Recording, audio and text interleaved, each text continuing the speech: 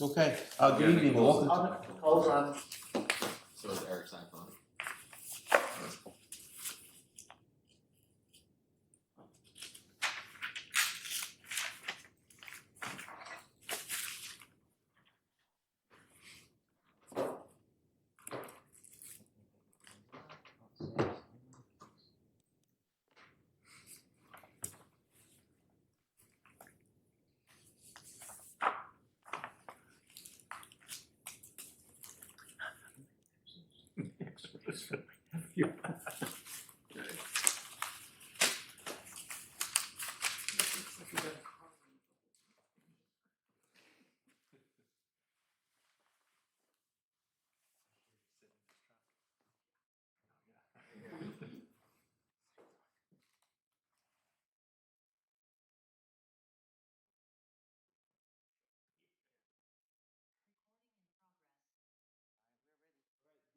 And welcome to the first of many, or a few anyway, Selectmen / Finance Committee meetings.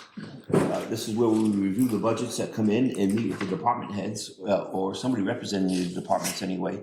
Like I said, this is our first. And can I please have a roll call? Nicole Mello present on Zoom. Mark Pacheco present. And Peter Karen is here. You guys want to open your meeting? Sure. We'll open up March 3rd meeting of the Finance Committee, and we have a member on Zoom also, so we'll do a roll call. Start with Sue. Susan Lorenz present. Thomas Arujo present. Peter Roach present. Jake Stebbins present. Tracy Carolsick present. Doug. Thank you. All right, great. Can we please stand for the Pledge of Allegiance? Pledge allegiance to the flag of the United States of America and to the republic for which it stands, one nation, under God, indivisible, with liberty and justice for all. Thank you. I don't have the schedule in front of me. You want mine? If you don't mind. No. Oh, I appreciate that. Thanks. We don't have a copy, but we can share it. Sounds good. Thank you. First up is overview of the proposed budget. That's you, Ralph?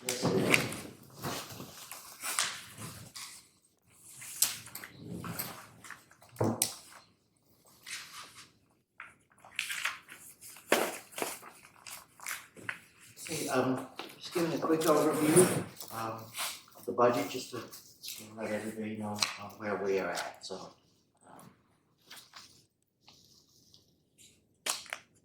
in the timeline, as you know, we begin the budget process at the end of 2025, January 2026. The budgets were due to the town administrator in February. I went through all the budgets with the department heads and committees. As you know, given unique circumstances this year with the potential debt exclusion, each department head, as you'll see as you go through the evenings, presented two budgets. March of 2026 is when we'll be reviewing the budgets with the department heads, and April is recommendations, and then in May. You come back jointly and discuss the warrant, and annual town meeting will be June 1st this year. Just again for fiscal year 2027, proposed revenue overview. As always, efforts to plan fiscal year 27 have centered on conservative budgeting. We do that every year.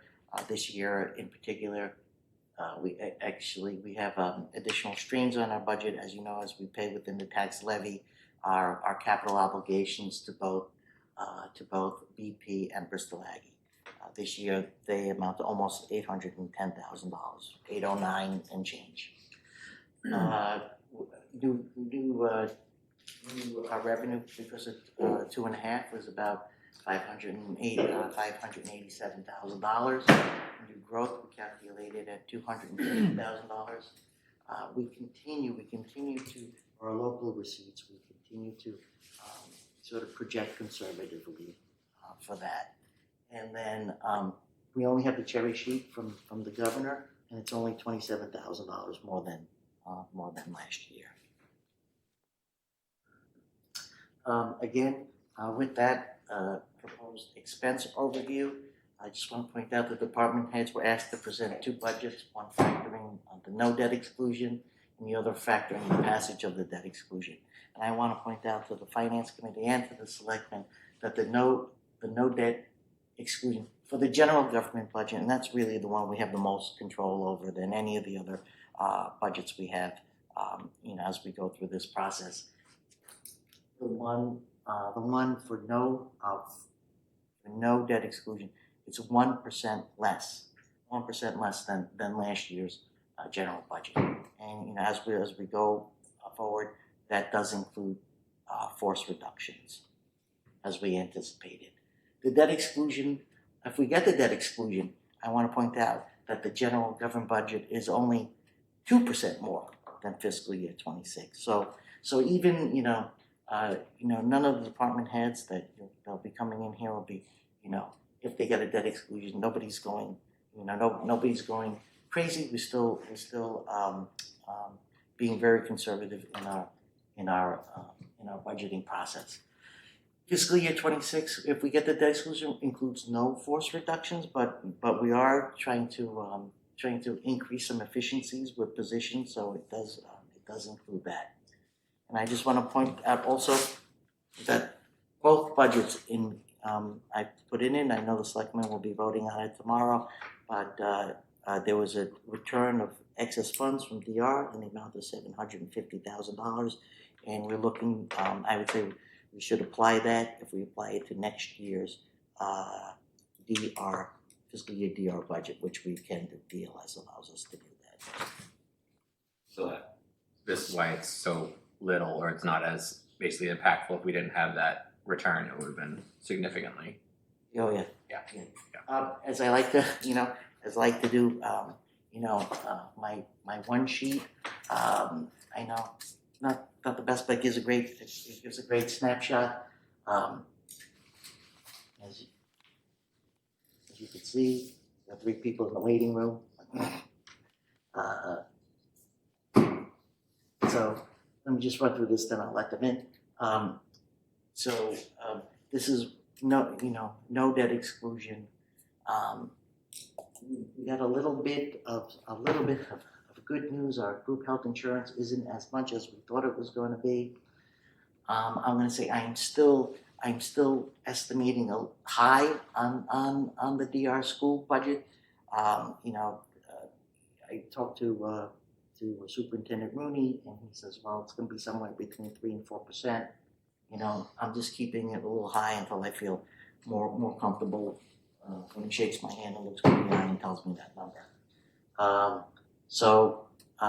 Again, I have the 750 in there. As you can see, I have snow and ice deficit at $400,000. It might be a little high, but we've had a rough year with snow and ice. Some things that we're not. Also, we have to factor in unemployment costs. So I have that at $50,000. As you can see, my use of we have approximately $950,000 in free cash.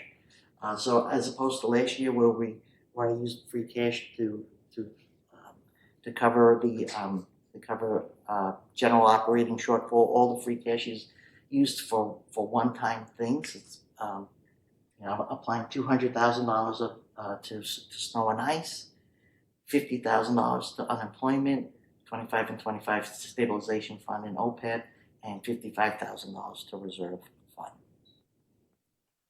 Why isn't all of snow and ice free cash? Why is it not all? Well, there's still some capital things that we have to take care of. We can. But we always paid it from free cash? We apply free cash to it, not Okay. the whole thing. We don't pay the whole thing. It depends what the amount is. So, again, that's a number we could look at and adjust. Okay. Ralph, are you able to give us a copy of that at some point? I can email it to you. I'll email it to That'd you be great. tomorrow. Yeah, thank you.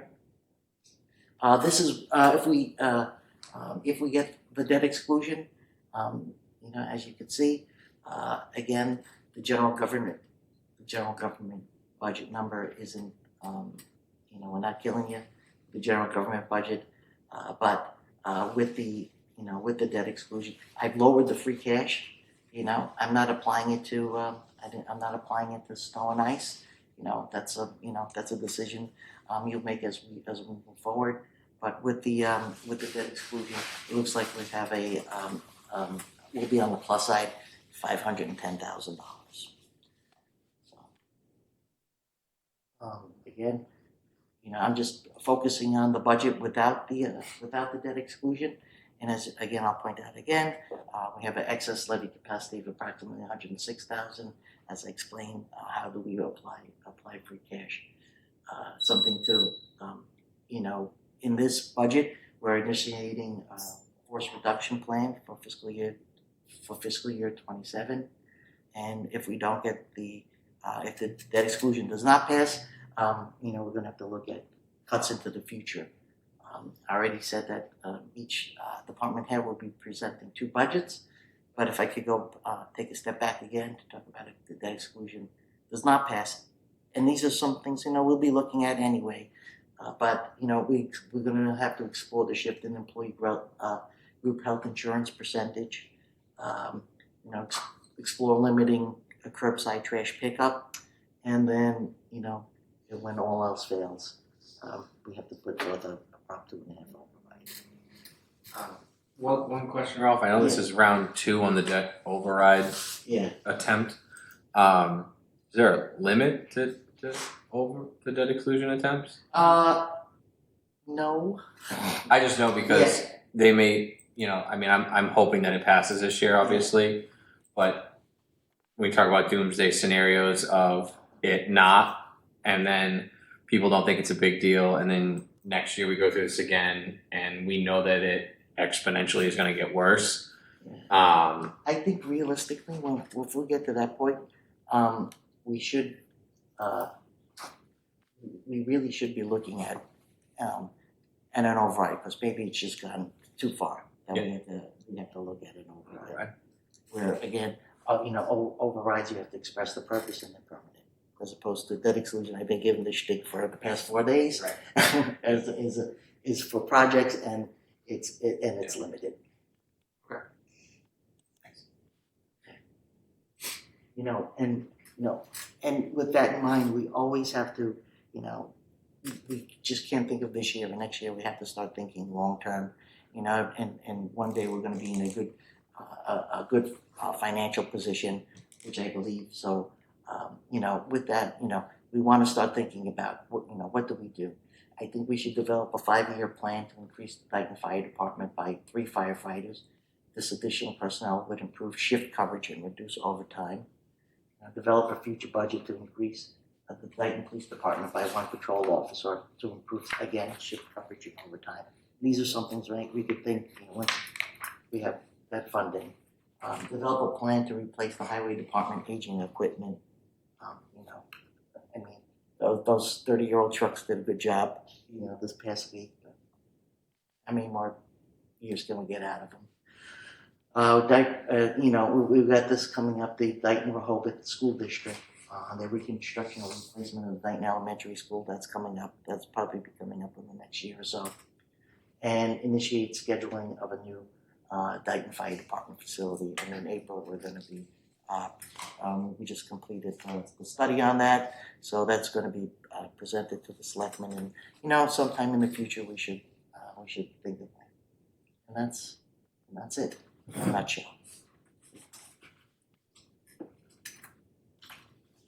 The overtime for those 2 alone is north of $400,000 for just police and fire. So.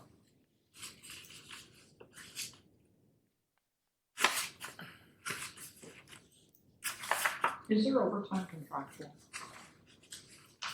Is it part of their contract, their union contract, so they guarantee a certain amount? No. No, they have force numbers that they have to meet. So if I can't hear you too. they have force numbers that they have to meet, they have to have so many bodies in place, and as a result, that causes like structural overtime. So it's not contractual, but they have to get that they have to meet forced numbers, so creates that situation. But I think to your point, like all personnel, every dollar in normal wage is gonna be $1.50 to $1.75 in overtime, Correct. right? Yeah. So having full-time firefighters and another full-time officer to avoid paying overtime to another officer is going to be cheap. That's what he's saying, that's been. Correct.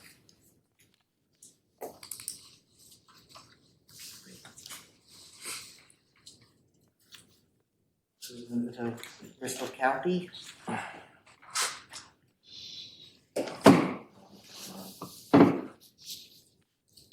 Derek, can you, and Sam, can you unmute yourselves, and are you gonna be doing your presentation? You want me to allow you to be the host, so you can do your? Hold on. Oh, we can't hear him.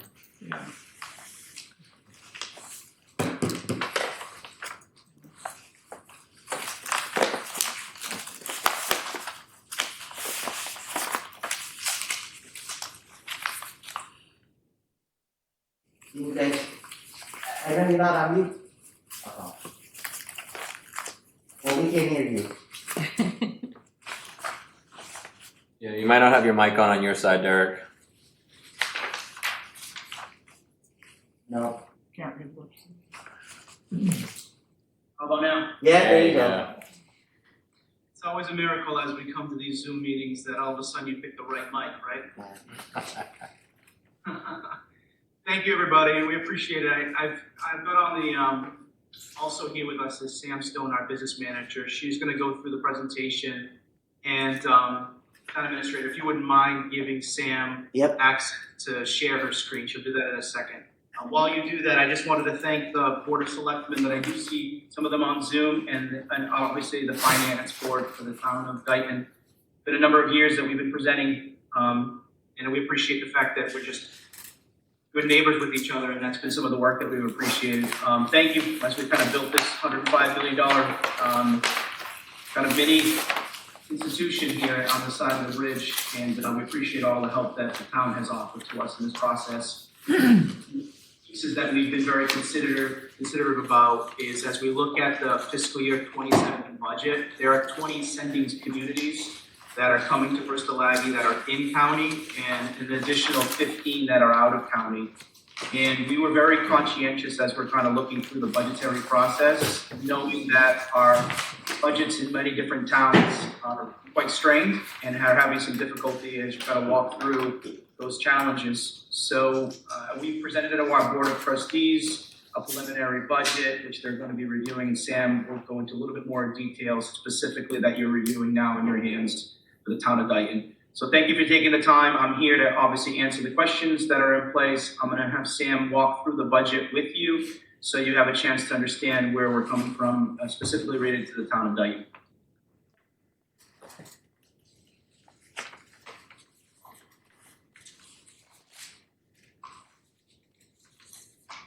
Sam, we can't hear you. Yeah.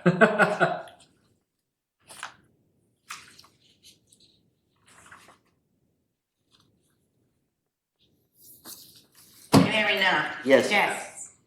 Perfect, thank you. My docking station disconnected in the middle, so I just had to switch it over, and I didn't want to pass the pointer to speaking. So let me just share my screen. So I just want to start off by thanking you again for taking the time to let us present our budget for you. I'm going to try to move a little quickly because I know you guys have some time, but I'm happy to answer any questions you may also have. Just a summary of our presentation. I'm going to go over just the Chapter 70 projections that were released from the state. They are the preliminary ones. They are not finalized as of yet. I'll have what we currently have held in the budget for in-county tuition for in general, as well as specific to Dayton, the same for the debt service, and then Dayton totals. The final slide will just be some upcoming important budgetary dates for Bristol Aggie, just so you guys can have it in your mind, in the back of your minds as well. Moving on to the first slide, Chapter 70 projections. As you can see here, Bristol Aggie, our enrollment for in-county students only, because that's what this is based off of. Our October 1 SIMS numbers did go down from 527 to 523. Overall, our contribution for county, chapter 70 preliminary is 11,465,528. It went up a total increase of 2.84%. On the next slide here, I just have the county contribution, as we call it, for what everyone, the towns are specific to pay that roll up into the 6,124,000. And that specific I have highlighted just for Dayton. It shows the students for Dayton from fiscal year 26 to fiscal year 27. And that's based off of, again, the October 1, 2025 SIMS report that was submitted. You guys did go down by 2 students. And it just shows that based on that, Dayton's total contribution to the county contribution that gets paid to us from the chapter 70 is $399,000. So moving on to in-county currently, our overall enrollment for in-county decreased this year from fiscal year 27 by 8 students. I'm currently right now holding a $200 increase per student. In the past, we have done a $400 increase year over year. Bristol Aggie, knowing that towns are struggling as well and we're trying to be fiscally responsible, I'm holding a $200 increase right now in our budget, as I said. That is up for vote for the board, but that's what we currently have. Sent to Dayton, if you go to the next part of the slide, Dayton students I have from fiscal year 23 total enrollment through 27. Dayton did go down from 35 to 33 students. So with the $200 increase, there's still a decreased total in tuition of $2,234 for Dayton just because of a decrease of students as well. And again, these numbers, they're based off of our October 1, 2025 SIMS numbers. We bill in arrears at Bristol Aggie. So moving on to debt service. Right now, we have not increased this or decreased this year over year. We're holding a $5,979.66. So with the student decrease for Dayton, the decrease is $11,959.32, which is the total amount per student times 2. So for the Dayton totals, I do have the comparison year over year. And then in the red, I have highlighted the change from the previous year. So as you can see in 24, it did go up. I went up to a little bit more in 25, but this year, even with a little bit of the increase in tuition, the total amount owed to Bristol Aggie is projected to be a little bit lower by $14,000. Again, total decrease of 2 students. The total due for Dayton as of right now is projected to be around $349,000 for fiscal year 27. And then these are just some upcoming dates for my budget timeline. I am presenting to my board and asking for a vote on tuition and debt on March 24th. And then I'm hoping to have a final board vote by April 14th. Those are all preliminary dates, but those are my hopeful targeted dates as of right now. I'm happy to answer any questions that you may have. I am going to minimize the slideshow so that I can access any other files in case anyone has any questions. Sam, do you have anything at this point? I don't. You don't know. I just have one question. It's the first year you've had a decrease in student enrollment, and was just curious if that was intentional or lack of applicants, or I wasn't sure if you approached the full capacity and you kind of thought, hey, we're good, we didn't need it, or what the thought process was around that. So our application process last year was based off of, it wasn't the lottery, it was based off of different criteria that we had, and it was students based off of the towns. It wasn't anything targeted for the town of Dayton. It's just based on the students that accepted and who met our application and acceptance criteria at the time. And that's kind of how the cards fell for this October 1 SIMS number report.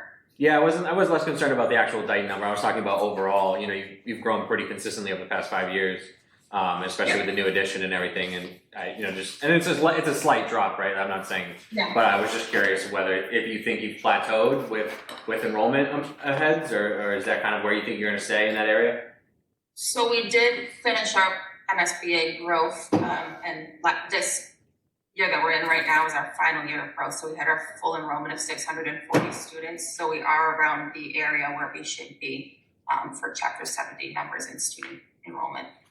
Cool, thank you. Do you guys keep any statistics on applications by town? We do have Just out of curiosity and more so thinking of the future, are the Dayton numbers roughly the same as they've been? And it's just a matter of was there's too fewer students this year, or was there a change in applications this year as well? Yeah, so we do keep track of our admissions, individual students who apply town by town, and how many students are accepted from town by town. So we can give you specific numbers, and we can send it over to the town administrator and chart out Dayton for the last 5 years. What we're finding is that there has been a decrease in applicants, and so from the town of Dayton. So we want to make sure that obviously we're keeping that open to any that are applying. This year we just ran the lottery, and once we'll run the statistics of the lottery right now, I think it will be kind of telling to see. We've measured 5 years of enrollment based upon the original application process, and now things will be different. Now we'll be measuring it based upon the lottery process. So we'll give you the last 5 on the enrollment and application, and then we'll start anew with the lotteries. So it'll be interesting. It's a great question, and I think the hard part about it, and we've had this discussion before with other town administrators and Board of Selectmen and finance committees, has been with the lottery process, there may be a disproportionality of towns who put in applicants. So like as an example, Dayton may, I'm gonna look at hypothetical numbers. Dayton may have 30 kids that apply, and in the lottery, they may get selected 8 kids. And that's just freshmen, obviously, that's not the total enrollment. We'll give you the whole aspect of it. But the fearful piece of it that we are concerned with the lottery is that Dayton may have 30 kids apply and 30 get in. You'll hear us crying. I know, and that's the conversation we've had with the Board of Education and the Department of Ed, and we spoke with that all the way to the legislature, because I think it's important for us to have some set of controls in the amount, not of applicants, but some sort of budgetary responsibility for the towns, especially taking a huge swing like that year after year. Thank you. No problem. Would it be helpful for us to send that tracking for you? Would you like the numbers of the Yeah, that would be great. Yeah. More information, the better. Always. Yeah, for sure. I'm all set. Good. Tracy? Yep, I'm good.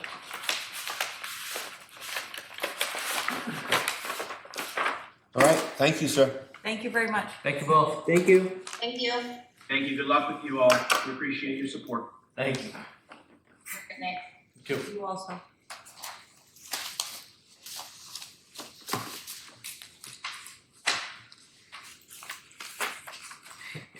Kids swing. 30 freshmen. 30 freshmen not going to DR, going to Ag.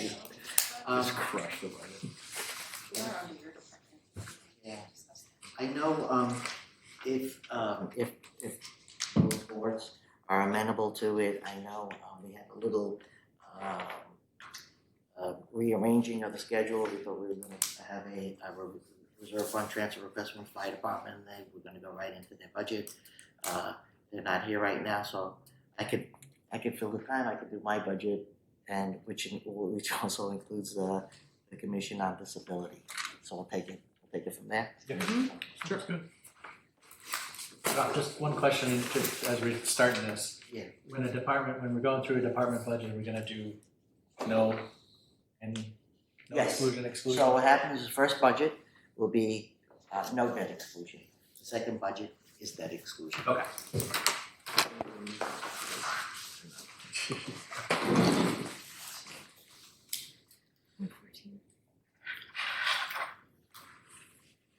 So starting, and I'll just go through all mine, then we'll go. Let me ask, how do you want to do it?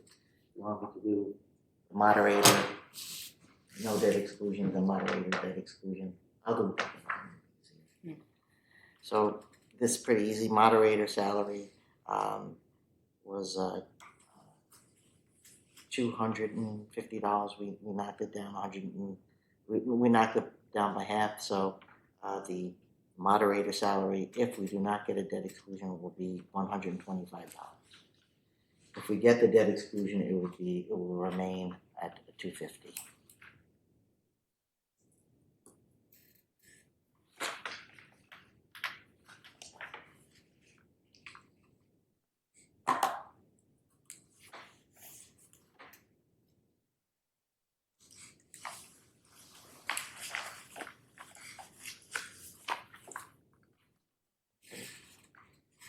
Moving on to the Board of Selectmen. Again, as you know, the salary of the chair, we are reducing it by half. So it was we're $1,250. Again, for the members, the two remaining members, $2,500. The salary of the administrative assistant, just no increase the salary, so it's $38,774.16. The assistant, the BOS assistant, again, no increase the salary, $56,125.44. And then overtime, we have overtime at $750 in case it's needed. Going to, if we get the debt exclusion,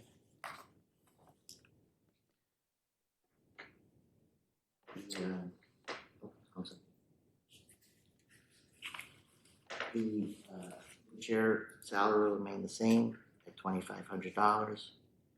The members, again, the same, that'll be $5,000. The administrative assistant, we anticipated a 2% increase in salary that's reflected in $395.8460. And the BOS assistant, again, approximately 2% increase the salary to $57,294.74. And overtime, we kept it at the $1,000.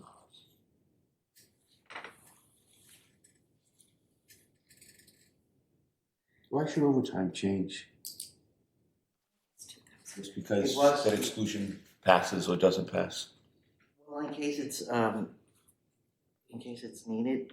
So it was originally $2,000. We did drop it down to $1,000.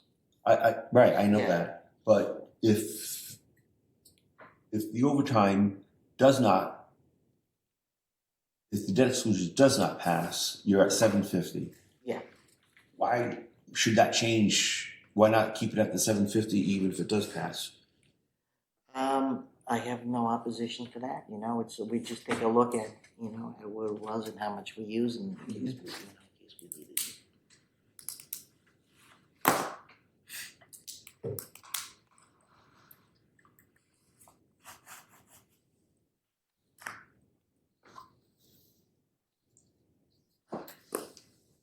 Looks like only 8%'s been expended anyways.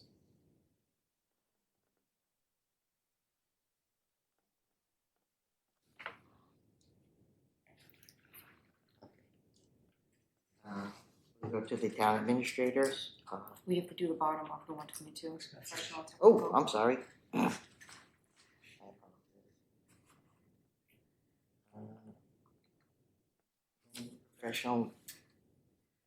Professional technical line. Drop that $2,500 to $8,000. Communications to $3,300. The Coleman billing is $65,000. What is that? I guess I'm confused. Yeah, What sure. is that one again? Hold on. It says Comcast, AT&T. Do you guys pay the town Comcast bill through that? Yes. And it's for all the town. And it's under the BOS bill? Yeah. It's a weird one. Okay. Thanks.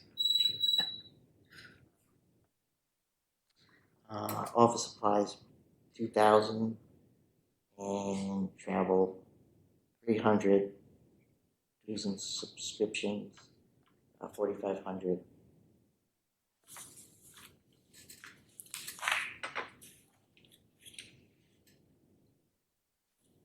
So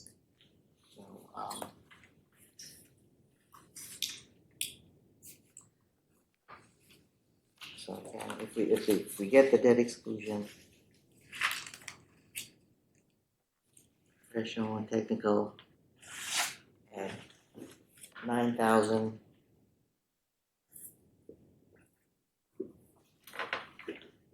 Again, communications 3,800. Communications commingled 66,000. 2,000 stays for office supplies, travel 500, and dues and subscriptions again at $4,500. All the dues and subscriptions come at the end of the year. I see them listed out here, Yeah, but it's like not been used, so I say 6% yeah, it comes like at the June. June. Yeah.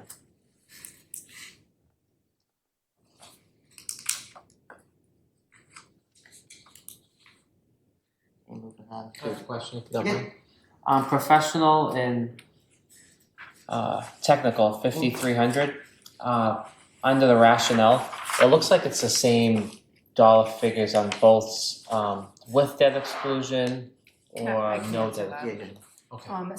With the 2 snow days, I didn't want to fall behind, so the zero-based budget documents were printed last week. Mm-hmm. But then we had to reschedule a bunch of meetings, so when we rescheduled the meetings and discussed them, some of the numbers were changed. Okay. So the Excel sheet with the budget Mm-hmm. are the true numbers, Right. and the numbers in the zero-based budget might just be slightly off because of the timing on the printing. Okay. That's all. Thank you. With a couple of departments, it might be like that. Okay.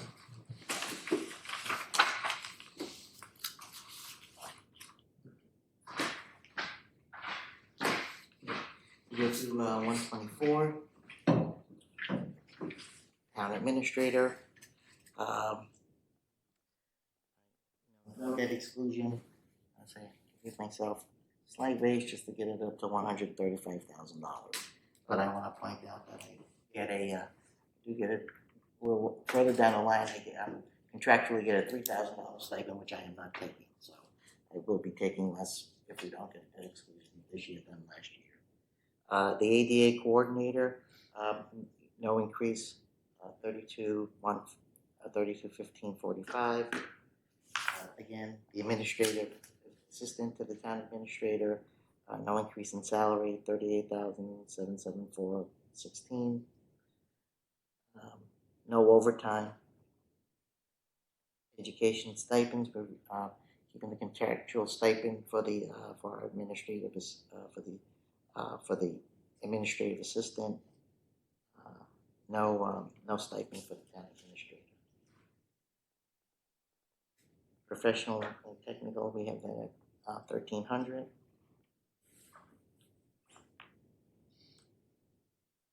This other professional technical was the ADA, so we struck that altogether. The communications is at 7,600. ADA auxiliary aid, 1,500. That's the person who helps our coordinator. And again, dues and subscription 6,500. And you see with the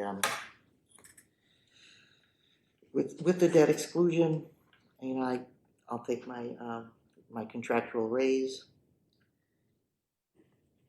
for interim town administrator, the coordinator stipend again.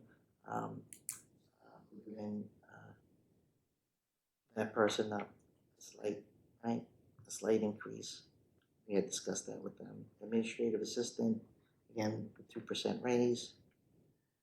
Overtime hours, none. Education stipend. It was contractually set, 1750, and then there's fine. If we get the debt exclusion. Professional, technical.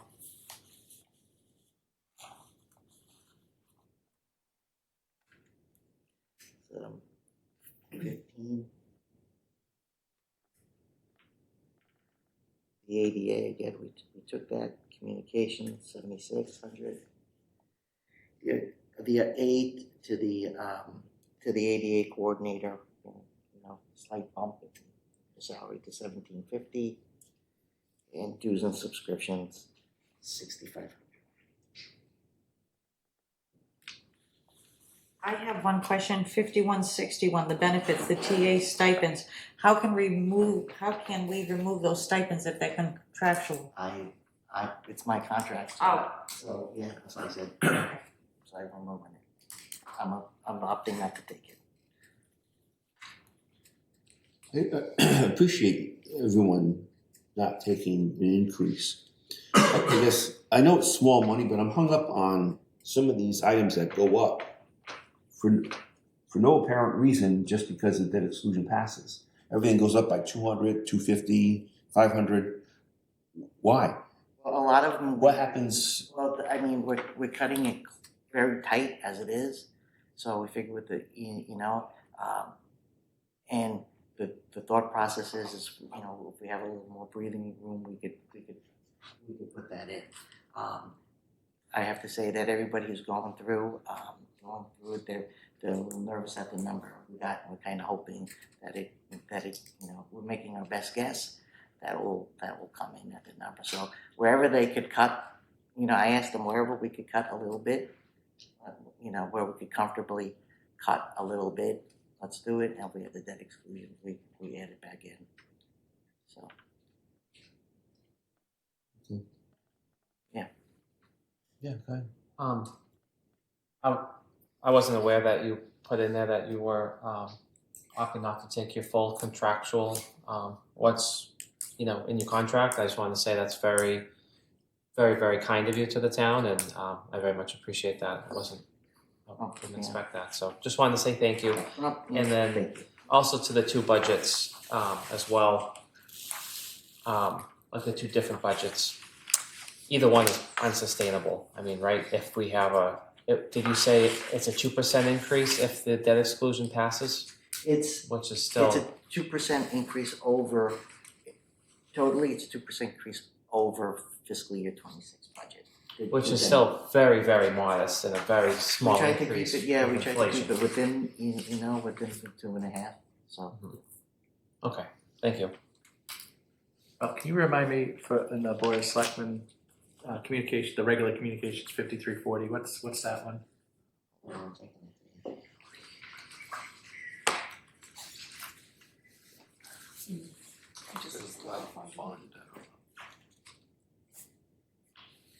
Oh, 5340.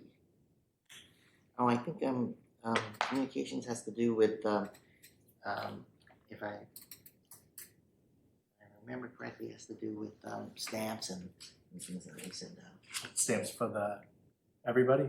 Like, not No. just Board of Selectmen and. Yeah, just the Board of Selectmen. Similar to question about your contractual, the other positions that are salaried positions that wouldn't be getting a change, is that not contractual? They understand the financial situation and they're opting not to exercise their contract. I do have one more question. So 5341 communications, are commingled. Is that the entire town staff? That's our public relations, JGPR. So that's. Oh, okay, I see. Yeah. That's under your town administrator, okay. Yes. So under the Board of Selectmen communications for 66,000, 5341. That's Comcast and AT&T, That's the whole town. Phone and internet for that? Yeah, that's what I asked, yeah. Except library. Excuse me? Except library. Oh, the library, okay.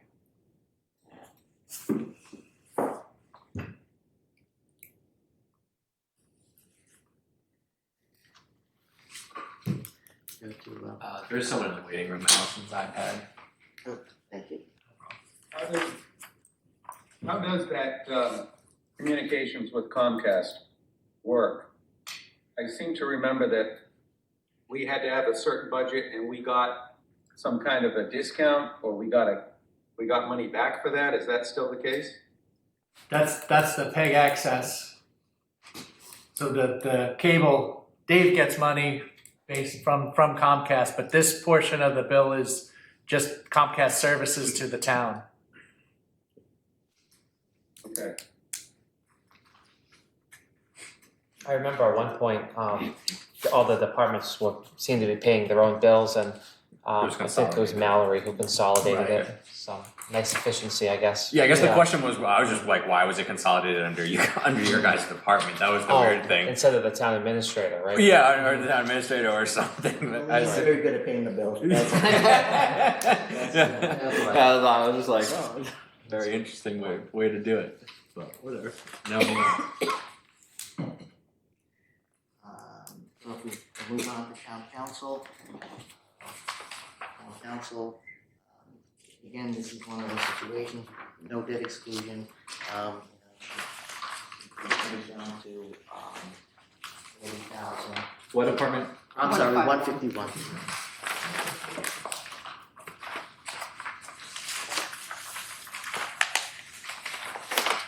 Are we done being sued by developers? Or what's the deal with that?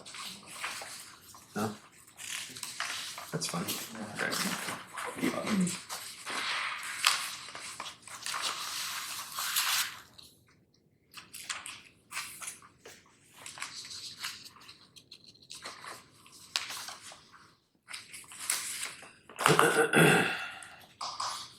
And then for the debt exclusion, we level funded it, kept it at $45,000.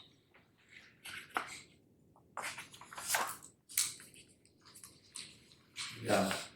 Percentage cell, it says July to September, is that just That is, one of our town councils are behind on billing, so that's just that note that okay. their bill is only through September. So we thank them for their,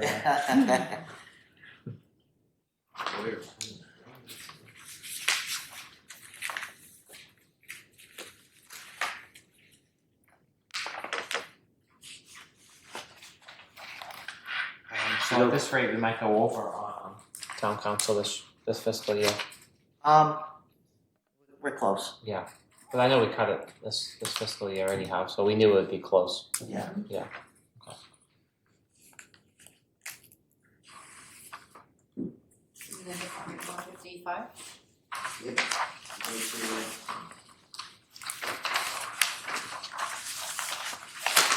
Network equipment, maintenance, 7,000. Assessors computer fees, 14,104. Radar, 23,924. US website support, 4,217.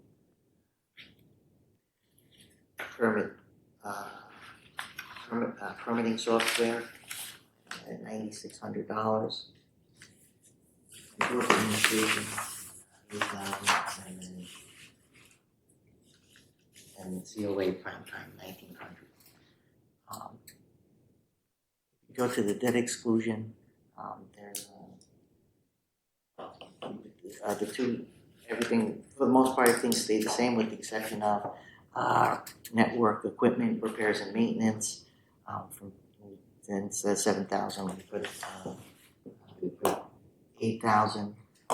Never know with computers. And then the other thing which we did was that website support fees. We're maintaining that at the at $86.90. There's a functionality on there that we should have, and if we got to cut, what we're doing in the no debt exclusion is we're looking to cut it and hope we could get by without it. Ralph, I have a quick question. So on data processing 5308, it looks like we keep budgeting and voting for 1,900 every year, but it doesn't get used. So what exactly is that for? Because we didn't use it in Yeah. 25, it hasn't been spent this year, but we keep budgeting for it. Does anybody know what that's for? You know what, I apologize, I'll follow up with Okay. software fee. Yeah. Then we have the opportunity where they get grant money, and if every year they get grant money, so that's fill it with grant money, and so. Okay, all right. For the building permit software, do we have a couple fewer users going forward? Because in either case, we're cutting the fee. Yeah, we are having one less user.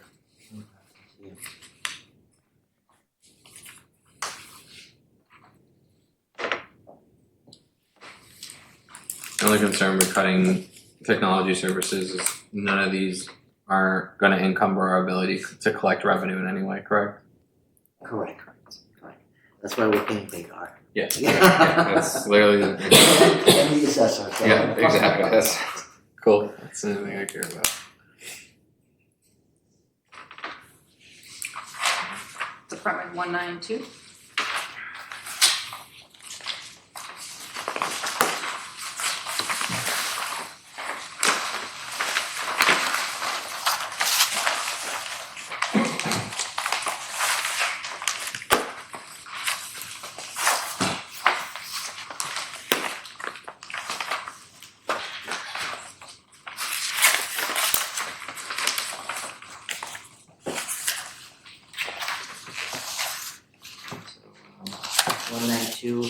Energy, we have that in 145,000.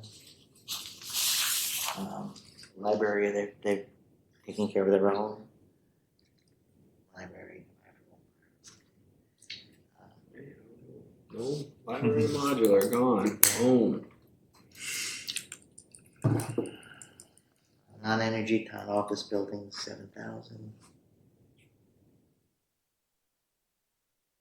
Building repair and maintenance, 20,000. Town hall service agreements, we have that at 12.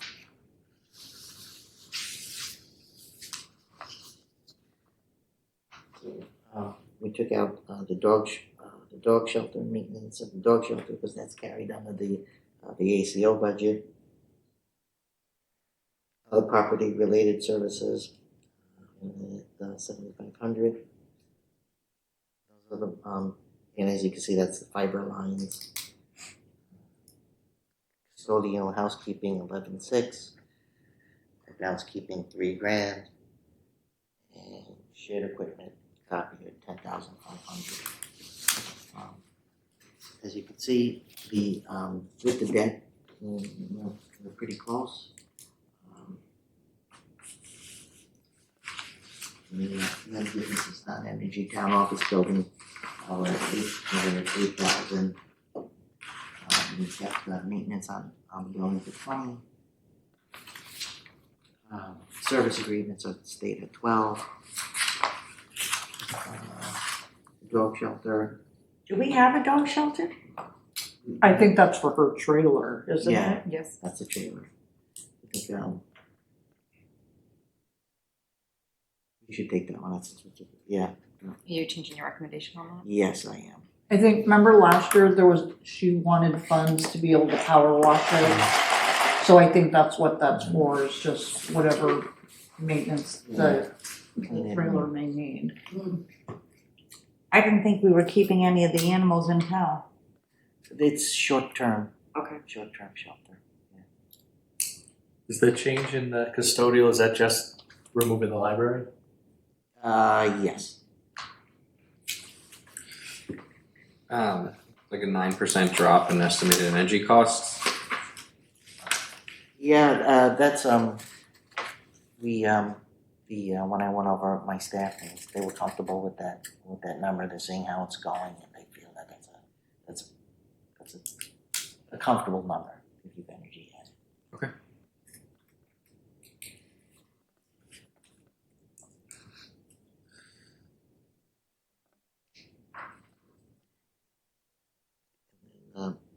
you know, slightly up to, level funded grounds, keeping supplies to 3,200, and then, again, level funded shared equipment, 11,000.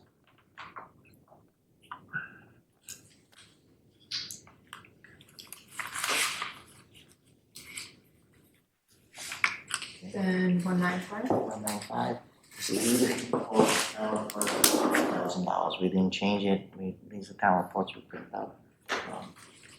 So we're trying to reduce the amount of town reports we print up and sort of put them online, have them electronically. So we're moving towards that, but until we're done, we print them up. How many printed town reports did we have left over from last year? Yeah, I don't know. I would, I'll have to, not a lot. Okay. Because we cut the budget late, yeah. Yeah, we reduced the printed copy. Right, yeah. And then 919? 919 is, Okay. OPEB. And again, you know, we're putting it, we've been looking at it in a 25 on both sides of the equation, you know, we have to make sure we follow that. Tuition is 920? Tuition is, on both sides of, pretty sure both sides of the equation that is at 3,000, someone, you know, we had students with 2 people taking advantage of it, and one person will be, so we have it on both sides as 3,000. And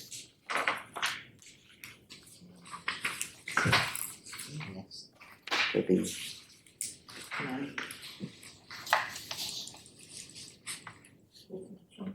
liability insurance. 945. So it includes workman's insurance and liability insurance. Total for 280,039. That's for both sides.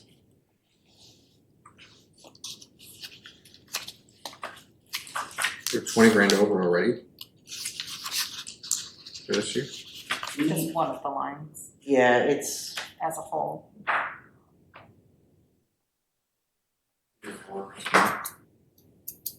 So, so we get that bill at the beginning of the year, so it's not. you're paying in installments. Oh no, we paid right at the day we paid. We get that in July, and we pay. You pay the entire annual premium all at once. Yeah.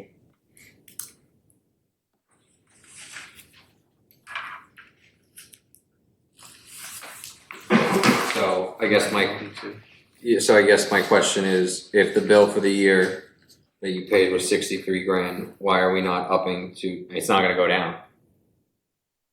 It's the total last year was 264,000. Yeah, I'm speaking specifically on workers' comp, right? So I'm looking at 5173. You paid 63 grand for the annual bill, but you didn't up the budget. Yeah, so I can look into that more. It could just be the way that it came over. If one big If it bill was like wasn't half of split last year accurately. or something. Yeah. So yeah, I would look at that because that ain't gonna go down. I mean, the mod rate could potentially get better over time, but Not that much. not yeah. You're not gonna get a 50% increase next year. So if we gotta up that, we need to take that into account. And then same thing with liability insurance. Like a lot of these policies are going out of control.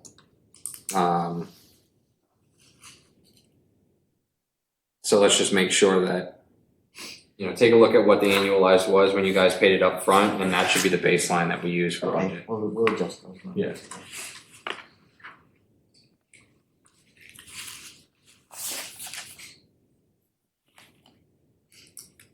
I'd like to make a comment on the insurance.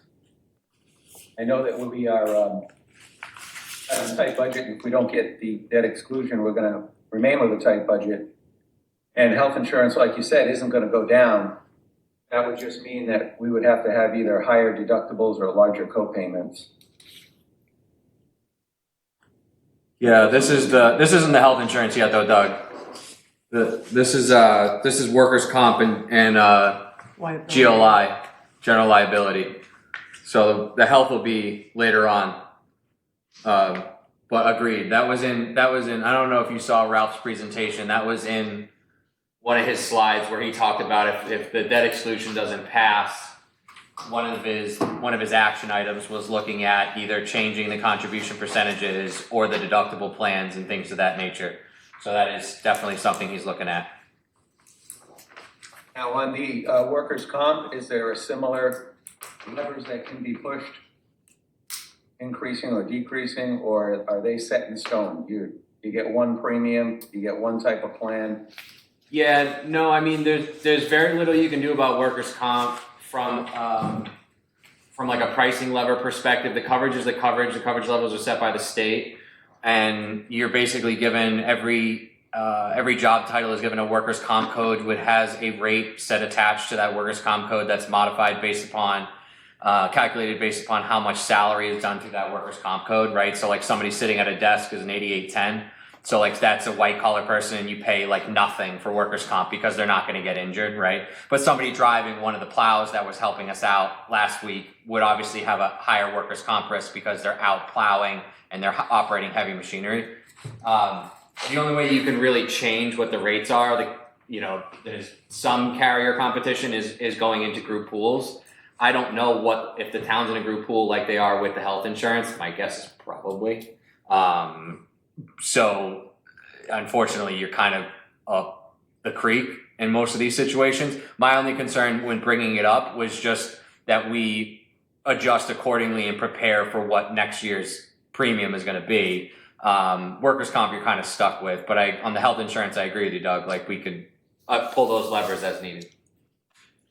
Now, on the workers' comp, is it possible to look at self-insuring a percentage of it? Because if you don't use it, it rolls over to the next year. Can you make a deal with your workers' comp company to do that? Is that a creative thing we could? Yeah. Workers' comp, you can't self-insure in that way. You'd have to have 10% of it, 20% of it, something like that. Yeah, unfortunately, I think you'd have to be, that's like a group pool, which is something that can be looked at. But with a municipality, there's weirdness there. I don't know if we would be big enough to look into those pools.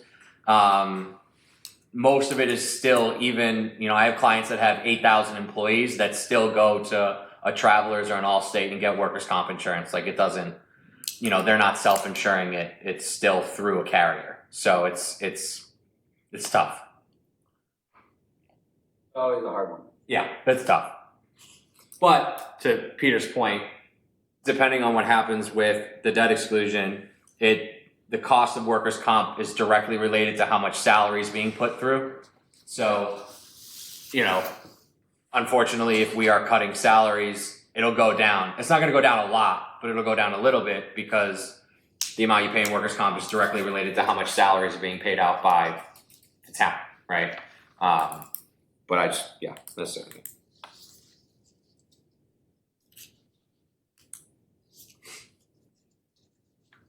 Nancy's got Nancy wants to. The chair is one, Nancy to speak. Mr. Chairman, Yes.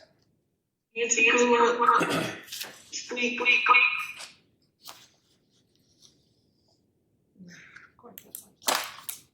Go ahead, Nancy. I think she's having, Something you should be aware of. I don't know why we're getting an echo here. you're on twice, Nancy. I'm gonna take you, All right, okay, I'm gonna. Yeah, you say mute one of her. I'm just gonna remove one. Hopefully I removed the right one. Oh, wait. okay. Okay. Don't report her. Don't report her. Can you hear me now? Perfect. There you go. Something you need to be aware of. Periodically, the town gets audited for workers' comp.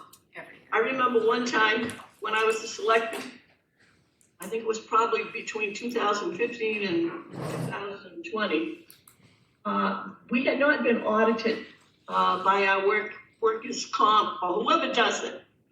And they came in and did an audit. And based on activity, they, in effect, raised the cost during the fiscal year.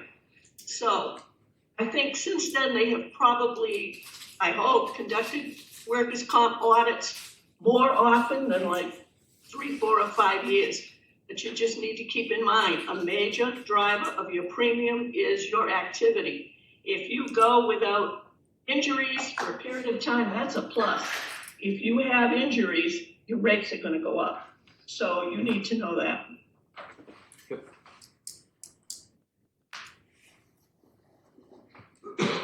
Mr. Chairman, through you, this is Paul Reynolds. I just wanted to let the board know that there was a workers' comp audit, either late last fiscal year or early this fiscal year. It's all starting to blend together a little bit, to be honest. But I'd say somewhere in the last 6 months or so, there was a workers' comp audit.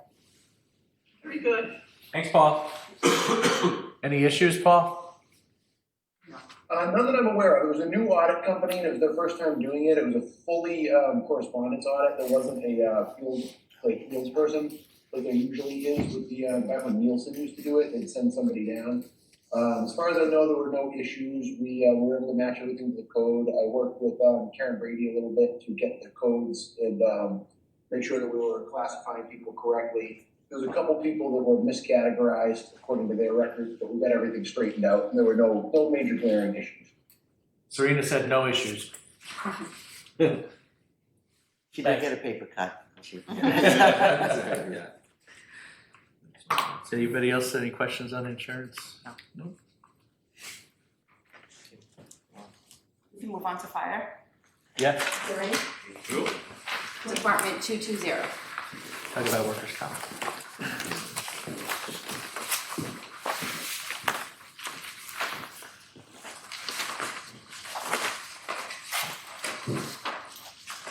Chief, and we are starting with the no debt. We're starting with no debt first. Thank you. You know you like doing this so much, you want to do it twice, right? Oh, yeah.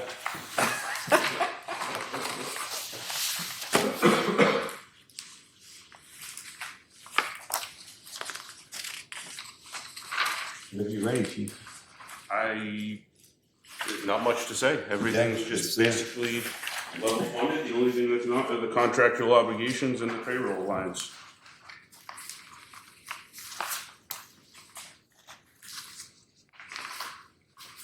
The only description is a little bit of extra cash for, the only difference is a little bit of extra cash for equipment repairs and maintenance between the two, it looks like. Between no debt and Between debt and no debt, yeah. Yes.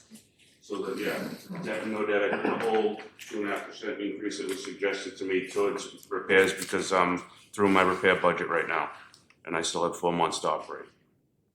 So I see. I have grave concern over both of these budgets because I'm putting off vehicle repairs right now to next fiscal year. And that's concerning for personnel safety, for public safety, for all of it. I've been through my 2 repair lines for my apparatus in December. So to say that I have concerns is an understatement. Yeah. I just hope that our taxpayers understand the importance of a debt exclusion for public safety, not just personnel-wise, but the personnel that we are going to keep need safe apparatus to operate in. We specifically, when we were writing our arguments for, mentioned coming cuts for public safety, you know, Sure. if it didn't pass, in our attempt to kind of get the urgency across, is what we'll call it, Yeah. because, yeah, we're aware. Chief, a couple questions for you. When you push off vehicle maintenance for, at this point, around 4 months, who determines whether a vehicle can go out or can't go out? Is that just on you? Is it the highway? It's on me. Not just on you? Yeah. So obviously, anything emergent is getting repaired. If I can put it off and I feel like it can be put off, then we're putting off those repairs. There's like, for instance, A1 needs some exhaust repair right now, now it's A2, needs some exhaust repair, that can wait till next fiscal. So those types of things I'm trying to put off. But there's things that still need to be done this fiscal, like I have ground ladder testing coming up actually this Sunday. I have state inspections that all need to be done on all the apparatus. All that stuff is still being drawn from those accounts. What do you have that's emergent? I'm sorry? What do you have right now that you consider emergent, especially for your staff safety? There's nothing. So you're comfortable with that right now? Correct. Yep. Okay. When's your new vehicle come in? I'm sorry. Does your new vehicle come in? It's in. Oh, it's in? Yes. So the repair work that was going towards that is not necessary anymore? That you were paying money to have your old vehicle repaired? So my old, I don't know if everybody knows, but my old cruiser, Went down to, was totaled. oh, During a windstorm, I took a tree across the windshield, and it totaled the vehicle. okay, I didn't know that. So my cruiser, the 2019, is the insurance company totaled it, and it's gone. So we're still running a 2006 with 180,000 miles on it. So the one that we were gonna get rid of is now on. Correct. Yep. I was out in a windstorm. You gotta do your job. You gotta do your job. What year was, Doing my job. what year was the other vehicle that we just lost? 2019. So now we have a 20-year-old vehicle as number 2. So Did we get insurance money for that? $21,000 was the payout, roughly, just over 21,000, right? Yeah. Not enough to replace it. God, And it can go towards the new one. Correct. What was the cost of a new one? Do you remember what we just approved on top of your head? 100,000, but I'm trying to get a vehicle that we could put the equipment from the previous cruiser into, but I'm not having much luck with that process. Yeah. Right. So you're still looking at an 8, call it an 80K delta. Mm-hmm. I have a question. Sure. Fire equipment repairs and maintenance, is that what we're talking about when you talk about your Correct. That's the 5240 line. 5240? Correct. So for no debt exclusion, that's $16,169.50, and then with the debt exclusion, it's $18,887.50. Is that $18,000 figure cover everything? Like you wouldn't be putting off maintenance, or is that still cutting it That's close? still the reflection of the $30,000 hit I took. So it's still less than what we were operating with previously. Okay, so for you to be operating at the most comfortable number for you to maintain your equipment, it'd be 18,000 plus 30,000. Is that? Well, no, 30. It would be the 30,000. 30,000 came from, I took from several lines throughout the budget when I did it. I don't remember exactly what I don't know if it's on here, but 25 was 28,259. right. So that's what we were operating at. So it's still $10,000 short of what we had for a line before. Okay. And that doesn't include the 231 account. Mm-hmm. What's the 231 account? The ambulance. The ambulance. Okay.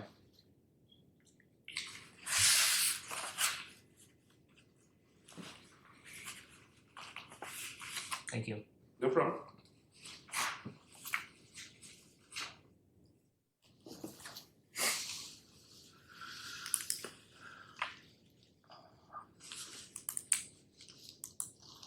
You guys have any more questions?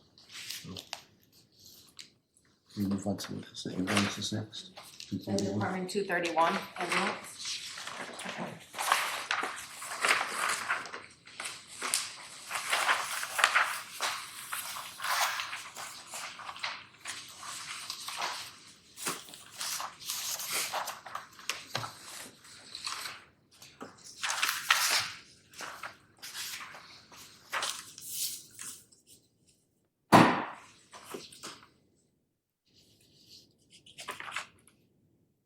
Same thing here, just. Just all the same stuff, yeah.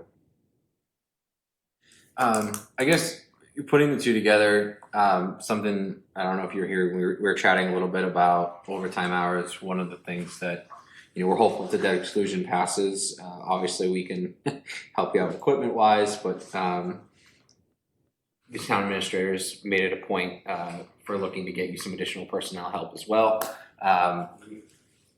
Because we're burning through a lot of overtime pay, not just with you, but also with the police department. Do you feel that the way that the department is set up currently from compensation packages and things of the nature makes an attractive location for people to go to? So if we said, hey, you have a budget to hire an additional officer next year, do you feel you'd be able to find one? Just tell the truth, I saw the smile. Yes, so we have a very comparable or competitive rate. The problem with my department is because we don't run a 4-group system, we run a 3-group system. When you play out all the hours, my personnel work more hours than an average fire department.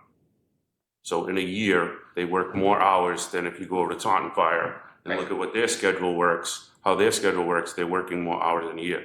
So we're losing personnel to go to other departments because of that. So it's a work-life balance thing? Pay less Yeah, hours. work life. Correct. So you're working less hours in a year for the same amount of money.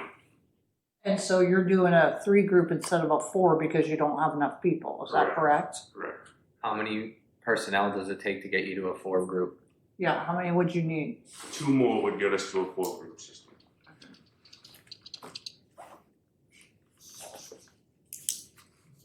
To just play this out the whole way, to go to a 4-group system, I'm assuming that probably wouldn't change anything from an overtime standpoint. So as you know, right? So if I add more personnel, it's going to mean more time off, which means more backfilling. So I don't think that it will reduce overtime. It might a little bit. The thing that it will reduce overtime in is right now we're paying 2 full-time personnel to staff a Saturday shift on overtime. Every Saturday is 2 people out guaranteed overtime. Correct. For a 12 or an 8? For 24. For a 24. So that's 48 hours a week of overtime every single week for 52 weeks a year. Correct.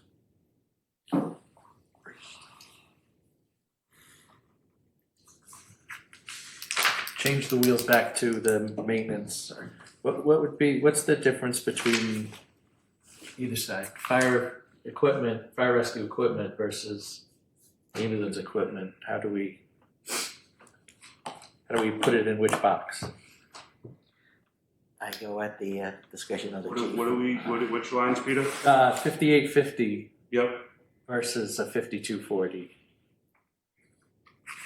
So 5850 is what we use to purchase turnout gear, SCBA supplies, and all that stuff. The Okay. 5240 is the repairs and maintenance on apparatus. Just on, okay. Correct. So as you'll see, if you're looking at the current, the 5850, we probably have money that's not expended all the way. The 5850, or it might be the other. Yeah, through 6 months there was only $130 down on that. Correct. So I have $21,000 worth of gear on order. Okay. So I order between 5 and 6 sets of gears a year, so that way all my gear is not expiring in the same year, because they have a 10-year lifespan. As soon as the gear hits 10 years, it's going to be taken out of service.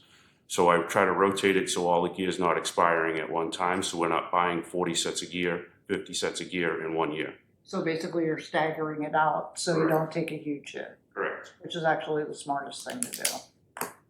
I think when we first started doing this about 3 or 4 years ago, you were having a lot of issues getting equipment, especially PPE and some of these specialty things.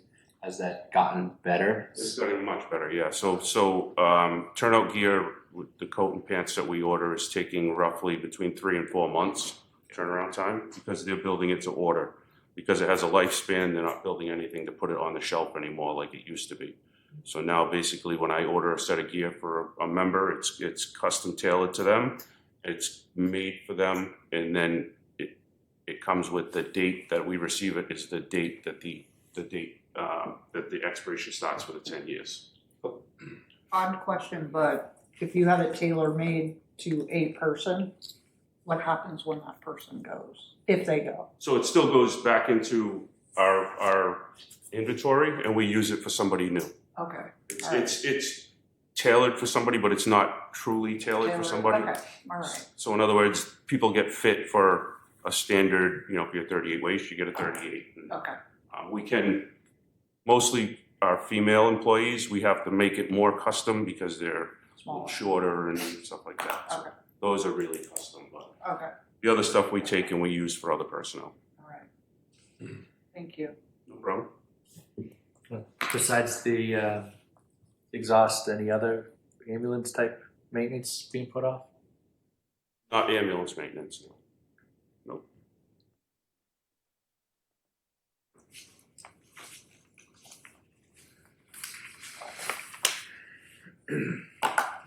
How are we doing with the ambulance fees offsetting these costs? I mean, are they out on a lot of calls, or do we know that?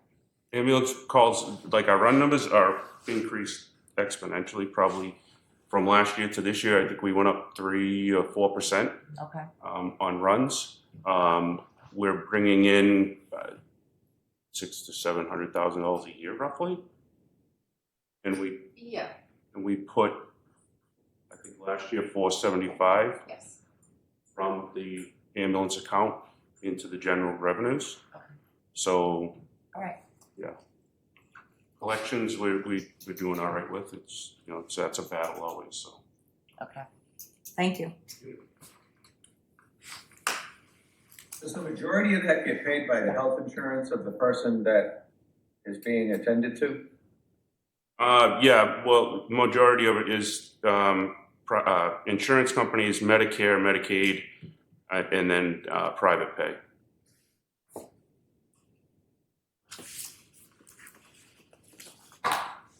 Any other questions for Chief? No? No, I'm good, Chief, thank you you. still planning on bringing a reserve fund request? Reserve fund transfer? No, Not at all. not at this time, no. And then he also has Department 299, Emergency Management.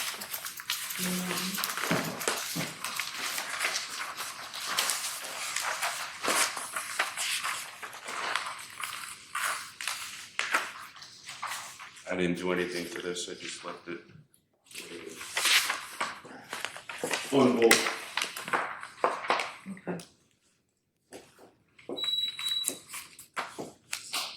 Okay. The biggest thing that the emergency preparedness budget pays for is the code red system that we have, which is an emergency notification system that we can use in emergencies. So that's really what the budget really, the bulk of it pays for, and then other stuff, we replace traffic cones and stuff like that that we use a lot of during storms. Lighting, things along those lines.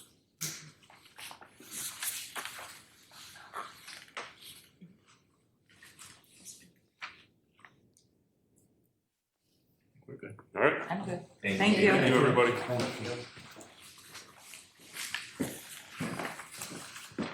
We can move on to Tom. And he'll start with Department 294.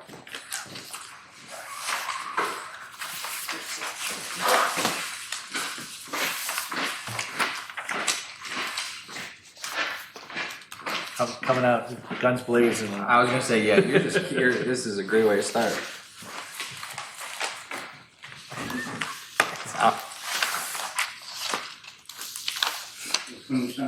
Forestry.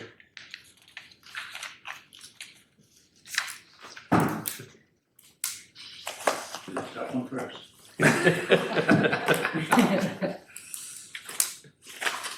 Any questions on forestry? No. Okay. And then Department 422. With or without? Without.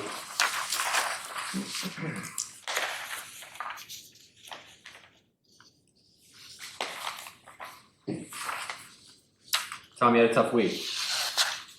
Busy week. Last week, yes. Have you gotten any applicants on the job? Yes, several.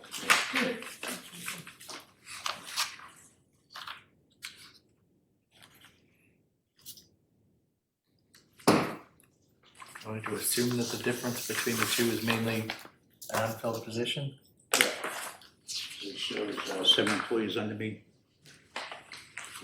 With no tax.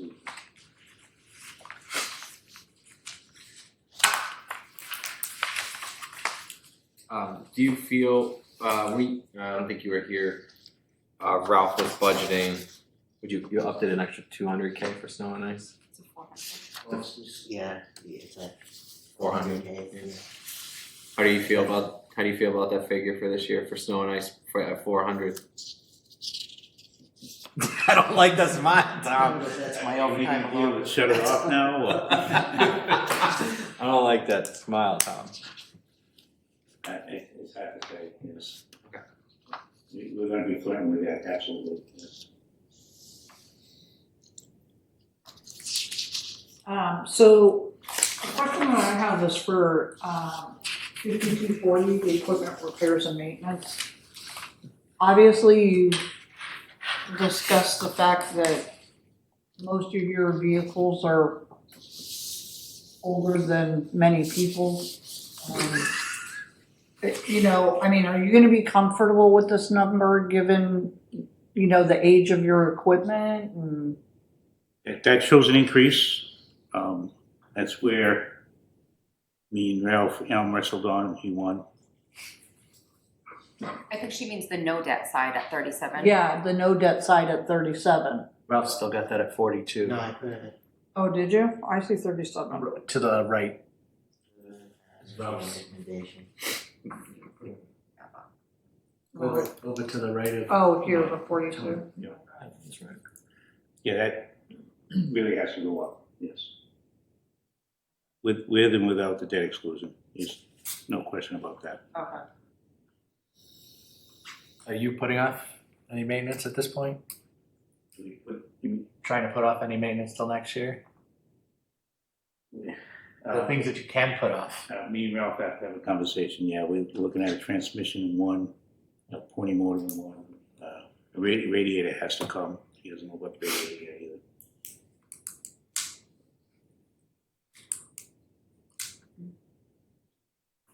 When you're talking about 30-year-old equipment, you can only put a Band-Aid on it for so long.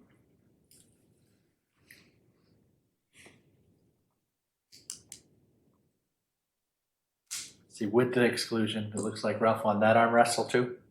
Yes. Didn't put up much of a fight, I say.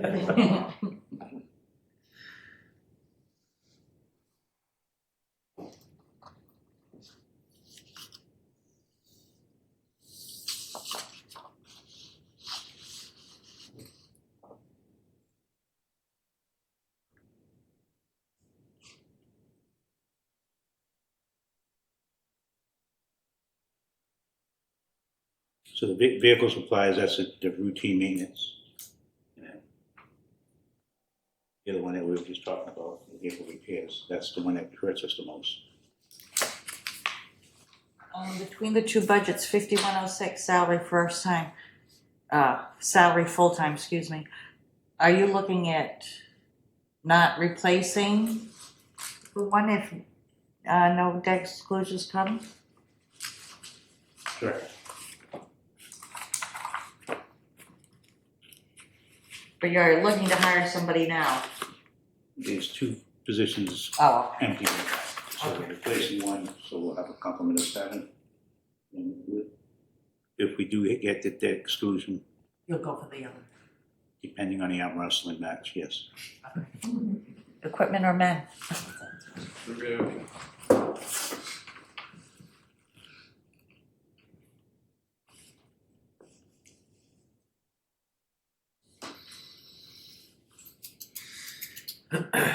And just to note on these salaries, it's also, some of it is within Department 432, the stormwater.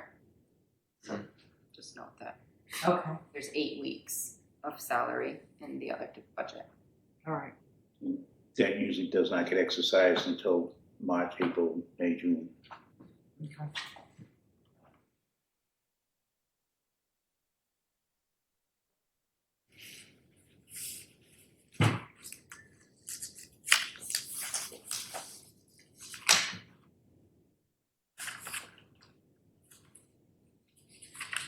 What piece of equipment would you say is in the most need of right at this moment?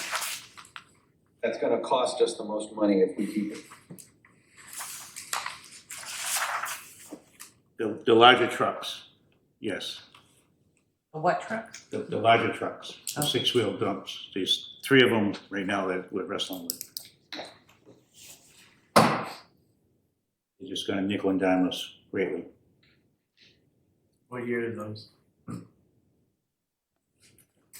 One's a 92, the other one's 95. Second one's a 95 also. So the 3 are in the 90s. The newest one is at dealership now, trying to have an electronic issue resolved, but that shouldn't be nickel and dimers. That hopefully is a warranty issue.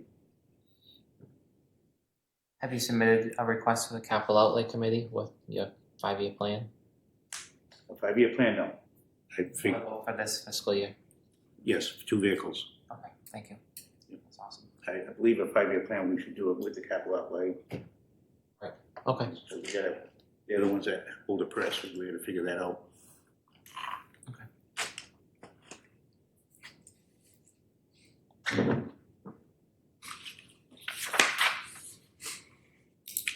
Any questions for Tom? No, thanks. And snow budget 423.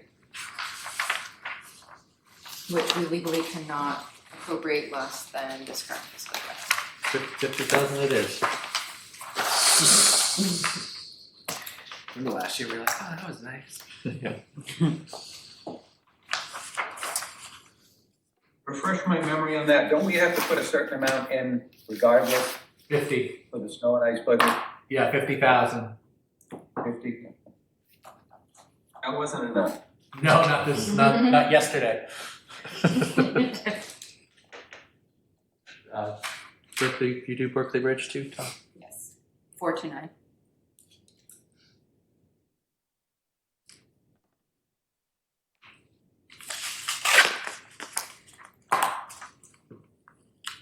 Any questions on 429? Nope. Stormwater 432. Nancy is also here.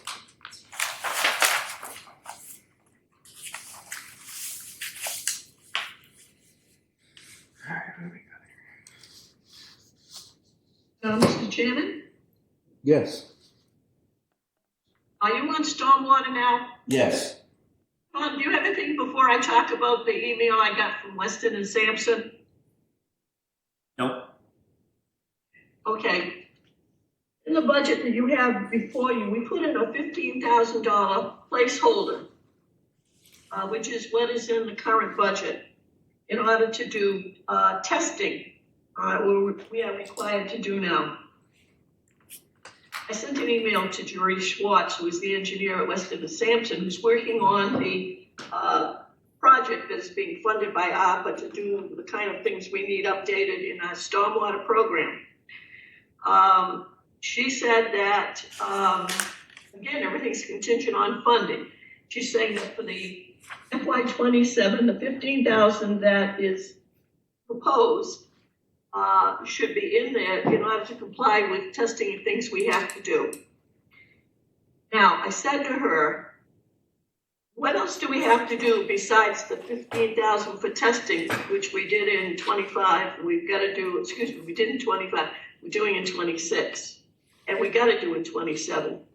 So she came up with a list. When I totaled it, it was $50,000. Not going to happen. However, she prioritized them. And the first item she lists that we need to consider is additional mapping of drainage infrastructure in urbanized areas. It's an estimated cost of $20,000.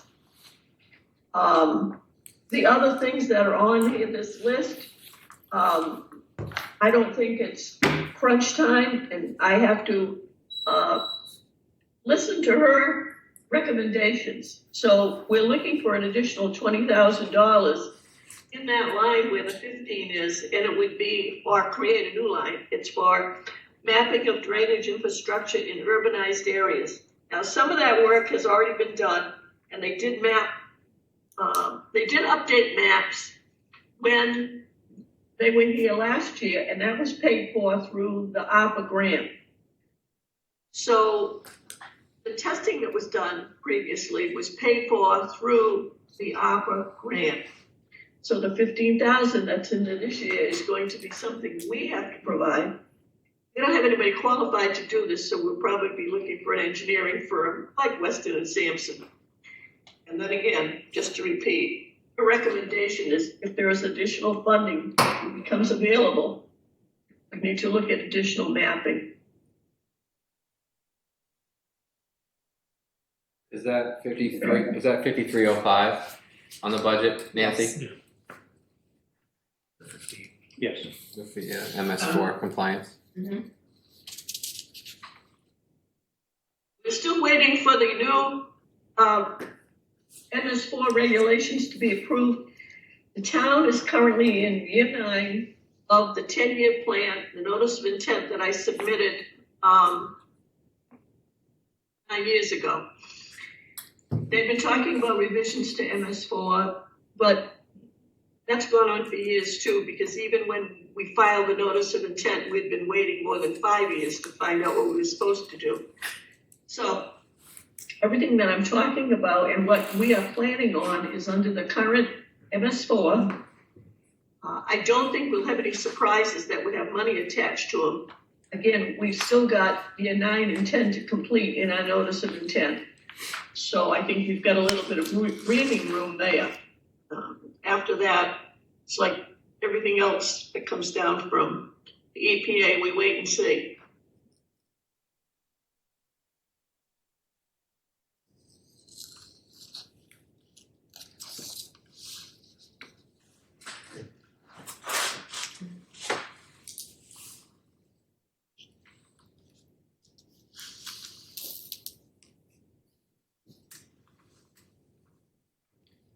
About the transfer station?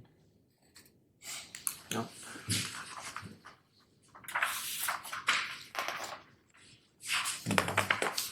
Four, three, five. Thank you. Appreciate it.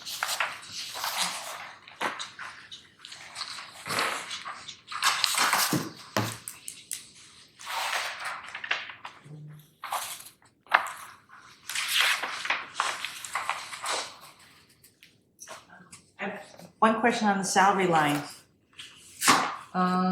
We've got a 7.35 increase, a 4.58.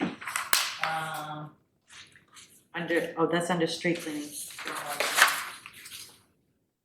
Yeah, I think. Sorry, what's the question? I think there was some discrepancy in number of employees that Tom was counting. That's. Oh, in the stormwater? Yeah. Yes, 5105 and 5106. Other salary lines are only increased by 2%, or? Yeah, so I'm not sure why. I think they had additional employees when they voted for their department request. And then on the town administrator line, we agreed on the 7 employees. So then we adjusted it in the town admin recommendations. But I can't change it on the department request because they're a committee and that gets voted. Okay.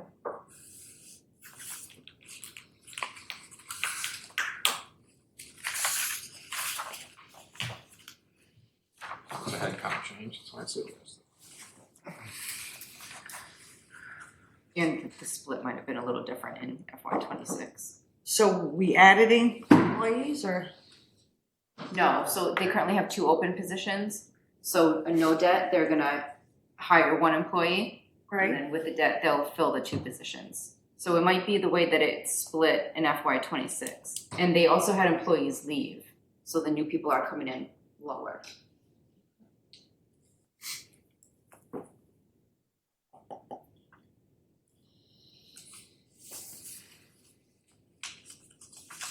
Transfer station looks identical on both budgets. Yeah.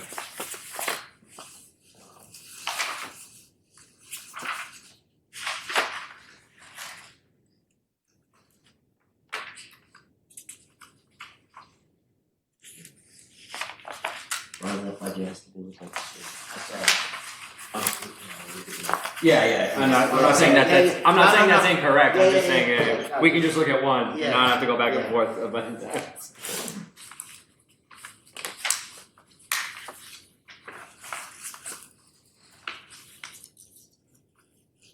Any change to hours of operation this year? The transfer station? No,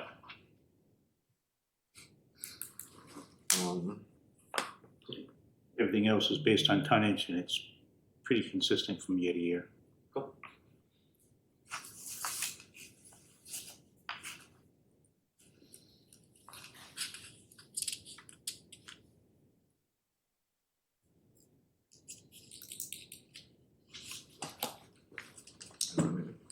Serena, do you know what the total dollars amount is collected on stickers?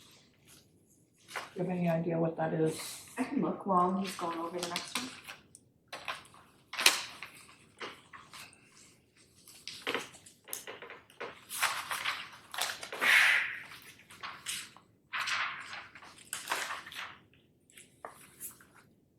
What else are you on, Tom? Jump to the one with the debt exclusion, with the debt exclusion. I think you can probably move on to cemetery, 491.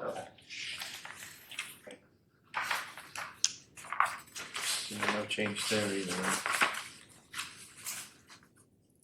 Yeah, we just renegotiated that contract, right? Yeah. Great. How long is that for? 3. I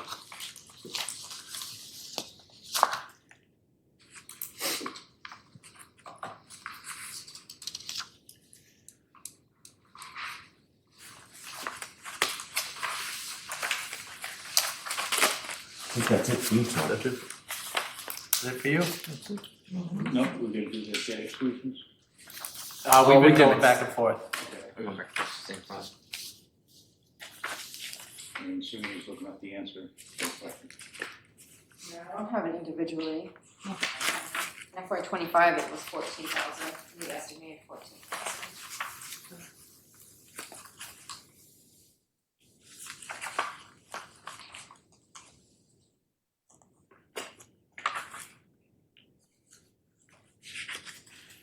In FY 25, we collected 14,100. Right, that was a split year. It was just the automobile stickers. Right, that was a split year with the previous year. This is the first full year. The previous year, we increased it in the middle of the fiscal. We switched it from a calendar year to a fiscal year. So you think it's more? It just makes sense for me, the way I think that to have the stickers paid for that salary on a fiscal base. So it's right around 650 stickers times 30. Should come up pretty close to that.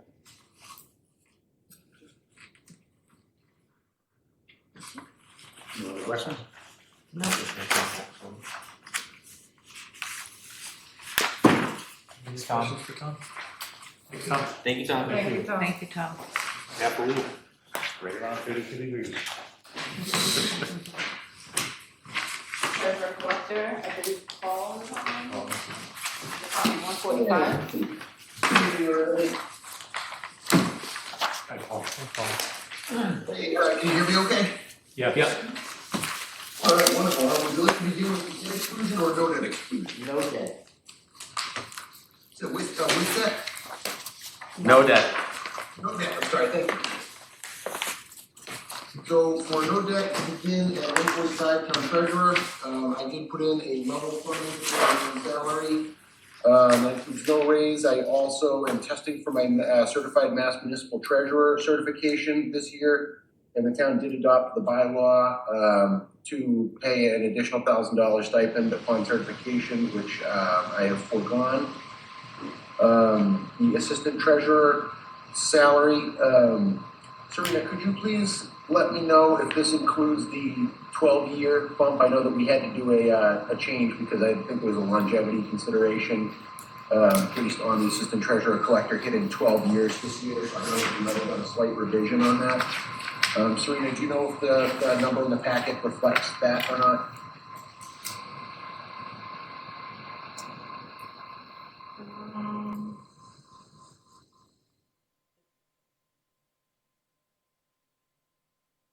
I believe on the town admin recommendation. Yeah, I believe it does, yep. Okay, perfect, thank you. So that just represents the contractual obligations and the new stuff. The senior clerk, that represents that position being split. So that normally, historically, has been 25 hours in our office, and that's going to go down to right about half that. Overtime and additional hours, we have set to $250, and then education stipends, which are for set to $250, which is for the bilingual and the CPR certifications that are contractual union obligations for the clerical folks. Was there any questions on the personnel lines, or would we like to move down into expenses? 5116 is basically personnel cut. Yes, exactly. So we had a 25-hour employee that would in this budget be moving down and becoming a roughly, I believe this is a budget of what, 12 hour, I think we did, somewhere 11 and a half, 12 hours, something like that. So moving on into the maintenance, 240. We got a couple of printers, a variety of PCs. I just felt like responsible to budget for something. $200. I advise you about an hour and a half of Netflix. So I think we could probably bank on using that at some point during the year. Professional and technical. I'm going to dive into my zero-based budgeting breakdown for that. So the primary drivers for that is our payroll provider customized data services is closing up shop. They're going to be going out of business at the end of this calendar year. We've not made an official decision, but I believe we're most likely going to be moving towards Harper's payroll. I did receive 3 quotes, and I sent them out to Ralph and Serena, but given the busyness of this season, we'll probably be setting a time sometime in the next, I don't know, week or so. I would imagine we could do maybe to sit down and finalize that. We received quotes from ADP, Paychex, and Harper's. Harper's seems to by far have the most functionality. They're able to integrate with our current provider, our current reporting. It's not going to require manual reduplication of employee information, employee numbers, personnel files, pay history. People aren't going to have to get multiple W-2s to reflect from the records of one payroll company and the other, and then kind of have to wade through the weeds to do the taxes. They'll just do one W-2.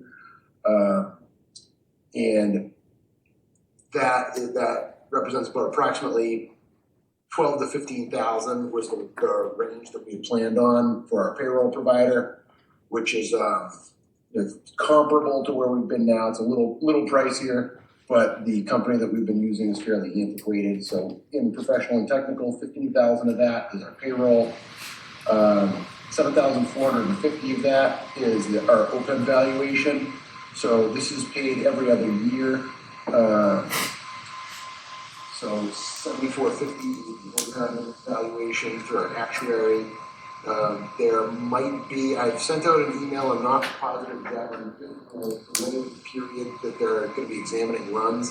I'm not sure if we're going to be able to encumber some funds this year to offset the expense, or if I'll be able to pay half next year and then half in FY28. That's still not entirely clear. But the cost of that from the quote that I was given is $7,450. Professional and technical also contains the annual fee of $100 for the credit card, I put in a buffer of $100, which hopefully is not needed, but that's for interest, and God forbid the event credit card gets paid late. We have had situations where a charge gets authorized to the card. So the way the credit card works currently is department head or authorized spender for a department calls our office, requests permission to use the card. If they're trying to place an order over the phone, we give them the card number over the phone to enter it. And then at that point, they'll email the copy of the credit card authorization form, which is kind of the credit card equivalent of the schedule of bills payable. And then they'll complete that and provide that and the invoice to my office. And then when the credit card statement comes, I compile them for all departments and then submit one master bill schedule. And we have had issues in the past where snail mail, you get a statement late for department. We had one happen a couple of years ago where a board used it, and then there was only one authorized signer who was unavailable for a couple of weeks. I forget if it was due to illness or what it was. But we built in $100 just for some kind of contingency in the event that we get whacked with payment interest. There's $155.40 in there, which is the transfer station Unipay. When we set up Unipay to accept credit cards at the transfer station, that's paid out of my budget. It's $38.85 per quarterly. I also included an Adobe renewal. I use Adobe for document editing, conversion, converting PDFs into spreadsheets, PDFs into Word documents, and vice versa. And I believe based on, and then the FSA admin fee. I apologize, my justification sheet's a little all over the place. And then the FSA admin's fee is the FSA cafeteria plan administrative fee of $85 a month, which it's an employee benefit that allows folks to have the FSA. Are there any questions on the 5,300?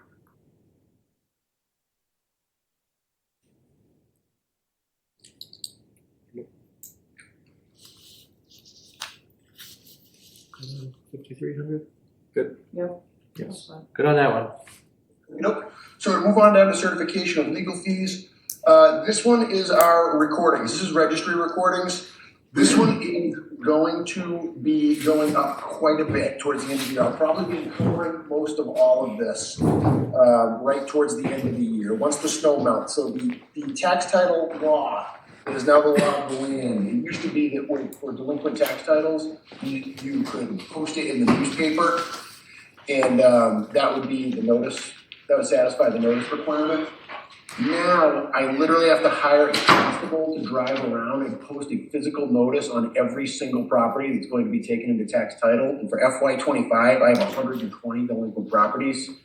So if you figure that you're going to hire a constable at $45, plus that line item is the $106 recording fee for the registry of deeds.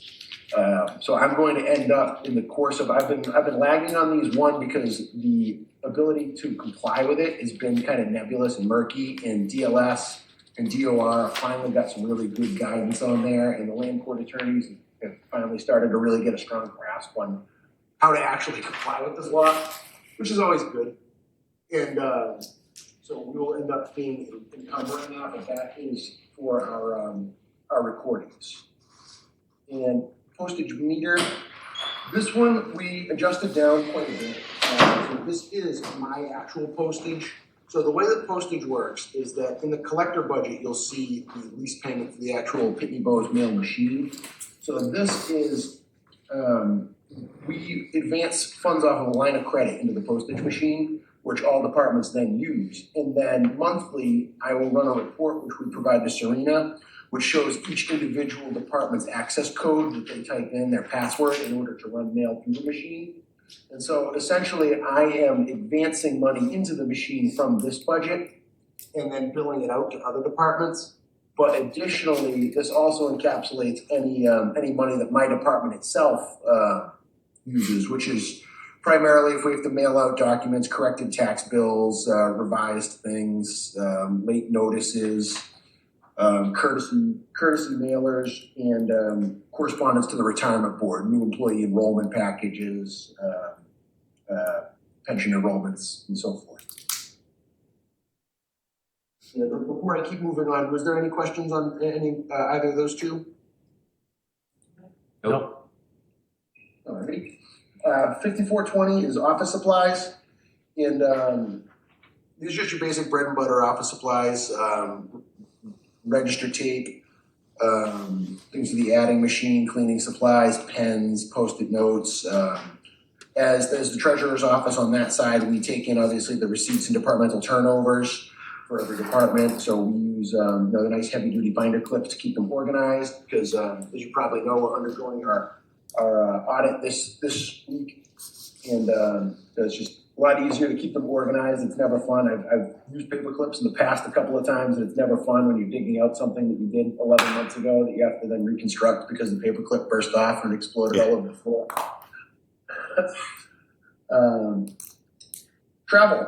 So for travel, this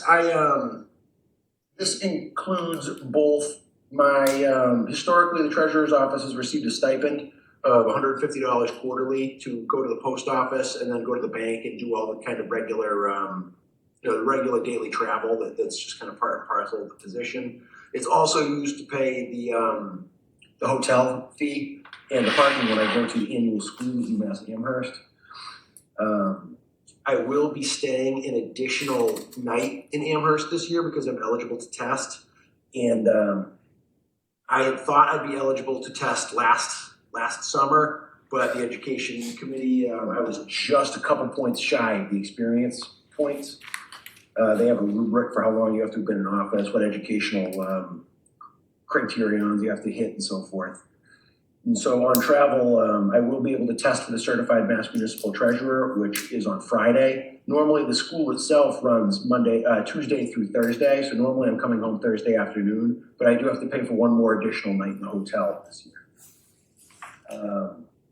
And then dues and subscriptions, that pays for our the annual school itself and our memberships in the Mass Collector Treasurer Association and the Bristol County Treasurers Association.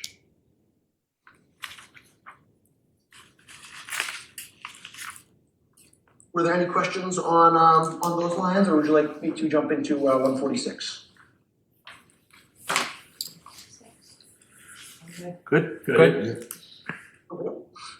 So the personnel is more or less a repeat of above, where there's the $250 in stipends for the clerical union folks. My salary is flat, and the other employees just represent their contractual obligations under the union contract, and the office assistant position decreasing roughly 50% in hours. The senior clerk, as it's listed there. And then to move down to rentals and leases. The reason that this one has jumped up is because our postage machine was not IMI compliant. So as of January 21st, 2026, it needed to be retired from service. So because of that, our old one was about $3,200. I was able we got a new machine through Pitney Bowes. And when we re-upped with Pitney Bowes, we were able to get by with this $4,000 budget that we have in place now, because the first couple of quarter payments were at that lower rate, and so now $4,240 just represents the new lease amount. Professional and technical, that exists in case I need to get a legal opinion or pay for a constable as I go through. I anticipate I'm going to need constable money as I go through to do tax takings and serve those papers. The new requirement is going to literally require us to go around and post a physical mailing on every parcel. And I'm going to need a legal opinion for some of them because good question would be, how do you post a notice on a landlocked property that the abutters do not give you permission to cross the parcel? I frankly don't know. The Mass Collector Treasurer Association doesn't have a great answer, nor does anyone else I've asked. So I'm going to, I want to make sure that we have legal opinions for whatever I ultimately have to do in order to protect those liens and get the tax takings recorded. Tax bills, that just represents cost of postage going up. I got quotes for our from our folks who do our excise and our real estate mailings. We did approximately 14,200 excise bills last year. Then obviously between the actuals and the preliminary bills, that 19.5 just represents what the labor cost really didn't change at all. It's mostly postage driven. Office supplies, I cut it down as much as I could to hit my number. And between to have a department and $1,500 for office supplies, I felt like it's just pretty conservative no matter how you slice it. Travel, again, that just represents the other half of that travel budget, which includes the $600 annual stipend for me, plus my travel, school, parking, and hotel expenses. And then dues and subscriptions, the Bristol County Collector Treasurers Association has been defunct for a number of years. Ironically, last Tuesday during the snowstorm, it was scheduled to have its first inaugural meeting in many years. But I've been speaking with the treasurer collector in Swansea and Somerset, who are working on revitalizing that organization, and that amount represents what the dues for that would be once the organization happens. Are there any questions on the collector expenses, or would you like me to jump into the debt exclusion budget? Good. Good. Alrighty. So if you go back to town treasurer, the budget there is, I did request a raise if we are able to secure debt exclusion, so that brings my salary up to 41,945.54. I don't see the percentage increase on the spreadsheet I'm looking at. I believe it's either 2 or 2.5%. I don't know, Serena, if you can confirm. There's either 2 or 2.5, I believe. The town administrator's recommendation is a 2%. Got it, okay. Then the union folks, there's the assistants stays the same. The senior clerk would this would represent basically preserving that position as it currently is, bring it up to the new pay rate without bringing it down in hours.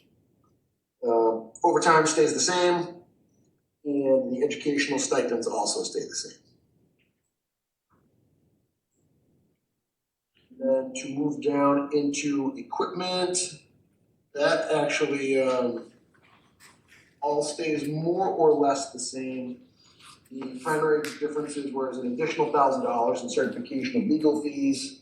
That's just less of a headache for me of which ones I have to do now and which ones I can let ride for another year is really what that comes down to. Without securing a lien and tax title, just a regular default property tax delinquency stays perfected for 3.5 fiscal years or 5 calendar years. So you have plenty of time. It used to be in the olden days you wanted to secure your tax title liens immediately as soon as possible. The reason for that is that the interest rate on a delinquent real estate tax is 14%. The interest rate on a delinquent tax title is 16%. So you'd want to get it secured as fast as you could in order to get that extra interest. However, the legislature in their infinite wisdom reduced tax title interest rate to 8%. So now it actually makes better business sense if you really want to get more from your penalties. So leave them unsecured by tax title until you start getting closer to that 3.5 fiscal year cutoff window. And so at the same time, that does take some kind of brain capital to manage them and make sure that you're staggering the waves in which you secure them effectively. So putting the extra $1,000 in there will let me do more at once. I believe that's actually the primary differences. I looked through them. Yeah, those are the only differences on the departmental expenses, like $1,000 for registry costs. And then to move on to collector, sorry, I printed these two-sided. Collector, alrighty. So once again, that puts in the raise request for me. That just mirrors the treasurer's. The senior clerk position remains preserved and just brought up to the step that it would be under the clerical union. The rentals and leases, that doesn't change. And actually, the expenses don't change at all on that. So I I really did in the spirit of zero-based budgeting and in the spirit of trying to be fiscally conservative, and a dollar that I take that I don't need is a dollar that, the fire chief was just here talking about, public safety, the safety of his personnel. So we really did try to cut it down as low as we could, because a dollar that I take is a dollar somebody else can't. So in the spirit of that, we really did try to be good partners here. Was there any questions or feedback on the expenses for the collector side? Just one clarification, it's more for Ralph. The collector and treasurer clerk is 25 hours right now, Yes. and then the proposal is 0, no exclusion, 12, 6 and 6 with exclusion. Is that the way I'm reading that? For my recommendation? Yeah. Right, my recommendation is with no debt exclusion, but the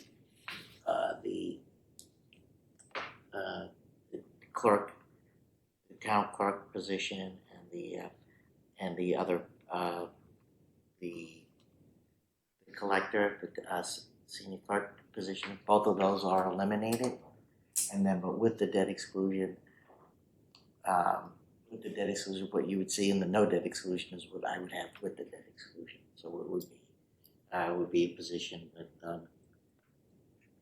the 10 hours with the clerk and the. I was just shifting around. I apologize for that. Oh no, I'm calling it the clerk. I'm looking at the wrong thing. So the senior clerk. If we get a debt exclusion, we'll be at 12.5, and then the senior clerk for the collector would be at 12.5. With no debt exclusion, my recommendation is the elimination of that position. So just the difference then between yours and the department request on that position? Right, it's half, so Yeah. he's saying, would it go from a 12.5, 25 down to So 6 and 6 1/4, 6 1/4, 12.5 total? So Always halved. yeah. So we're let's say for indication point, the poll has the clerk at 77, 18, 37, with no debt exclusion. That's eliminated. Or I have, and then if you go with the debt exclusion, the clerk has it at 1607, 1679.94. I would have that at the adjusted rate for contractual adjusted rate at $8,115. So in essence, are we looking at, with the exclusion, you're going with Paul's exclusion Yes. numbers? Okay. Yeah. Okay. That was an easy way to say it. Thank you. Yeah, there you go. Yeah. And how's this going to affect? How's this going to affect operations, Paul? If I were to lose the position entirely, I cannot guarantee the operations of my office. If I would do my best, we would have to assess, because right now my office takes on a lot of duties, some of which are statutory requirements, some of which are not statutory requirements. Yep. For example, we have a statutory obligation to pay our debt obligations, to issue tax bills, to reconcile cash, things of that nature. We have no statutory obligation to oversee health insurance, administer the benefit programs, or run payroll. So if we end up in a position where we have to choose between the things that I'm legally responsible for and the things that we do that we're not legally responsible for, we might have to start critically assessing the duties that our office is responsible for, and then playing triage as we need to, because we have to follow the law at the end of the day as our most important responsibility. And if we can't fulfill every mission that we currently do based on the staffing shortages, it's going to be a problem that falls to other departments. Thank you. Any other questions for Paul? Nope. Thank you, Paul. Thanks, Paul. My pleasure. Would you like to move on to tax title? Yes, 158. I just left that at 5,000, and basically what will happen is, I'm just going to encumber everything that's left over in my budget in the spring, as I begin the process of securing all these liens. And so I'm just going to, I'll have more than enough expenses to encumber my entire 5,000. And then once I use the other 5,000, I know that I'll have enough for that because of the 120 delinquencies in FY '25 that I have right now, I can probably get some of these folks to pay them off because there's a few that are just flagging small balances. A few who are in tax title as well. That allows us to not have to do all the posting requirements because we can do just what's called a certification of subsequent tax title. Basically means folks that are already in tax title, they're not paying their current taxes, we can just scoop them from one bucket into the next without the rigmarole. It's the new people that require you to do the posting and the constable and all of that extra work. So I know for a fact that I have at least $10,000 worth of that to do. So I figured that I can encumber this 5,000 this year, spend the 5,000 from next year, and then that will at the very least will allow me to do anything that's close to that 3.5 year cutoff. And then for fiscal '28, I can look, see how much we have left, see how things are trending. And then a year from now, I can let you know we would need to button everything up. But I'm confident with 5,000 and what we've got left over for this year that we can get everything that needs to be done without too much, without any hassle. Like you mentioned about having to get a constable, being March, how will you have an issue getting it all done by June? Yes, I don't think it'll actually be done by June, but as long as I begin the process and start the engagement, then I'll be able to encumber the funds. Okay. As long as it's kind of like an in-process transaction. Hey, Paul, what kind of estimate do you have for unpaid property tax that, let's say, is more than a year old that's owed to the town? Oh, I don't have it in front of me right now. I know that the FY '25 outstandings were around 290,000. Okay, thank you. No problem.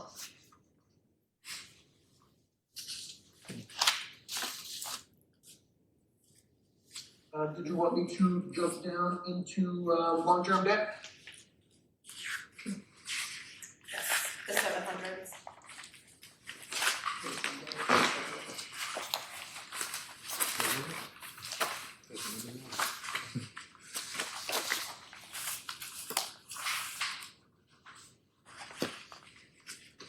$710 is just our maturing principal on our long-term debt. That just represents the police station communications building and the WPAT notice. WPAT was the old name for the what's now the Massachusetts Clean Water Trust. That was a loan, interest-free loan that we received from DEP in order to fund our septic betterment program. So that basically just represents our payment there. And that 6668 is actually transferred out of the folks that are paying back their betterments. So as betterments get paid off, that money gets transferred over to pay that expense. That 235 is the principal in the police station. That is our only interest-bearing long-term debt. So the next one is 751, because that represents our interest there. Our retirement and pension contributions, is that's just our assessment that we get from Bristol County Retirement. And that we have those numbers in, so those are accurate numbers. Group health insurance. This one, based on the news that we received today, we might be able to revise. And if the board is happy to work out some numbers and send them to Ralph, we could provide at maybe tomorrow's meeting or the one after that. The reason for that is that we were told to expect anywhere between 12 and 14% increases at one point. Then we were told to expect between 10 and 12% increases. About a year ago or so, I actually was fortunate enough to become vice chairman of SMHG, our health insurance group, which is good because it's given the town the ability to kind of emphasize some of our needs in the way that the group looks at its surplus draw on its trust fund. So just at our meeting this morning, we were quoted a 9.7% renewal rate from Blue Cross that we were able to actually buy down by drawing on our excess funds with the group's trust. SMHG currently has an approximately $10.7 million trust, of which we've drawn on $1 million in order to buy down our premium expense. So by putting that in play, we've actually dropped that all the way down to 7.5%. And as I've discussed in previous years, this budget number does not actually represent the true spend on health insurance.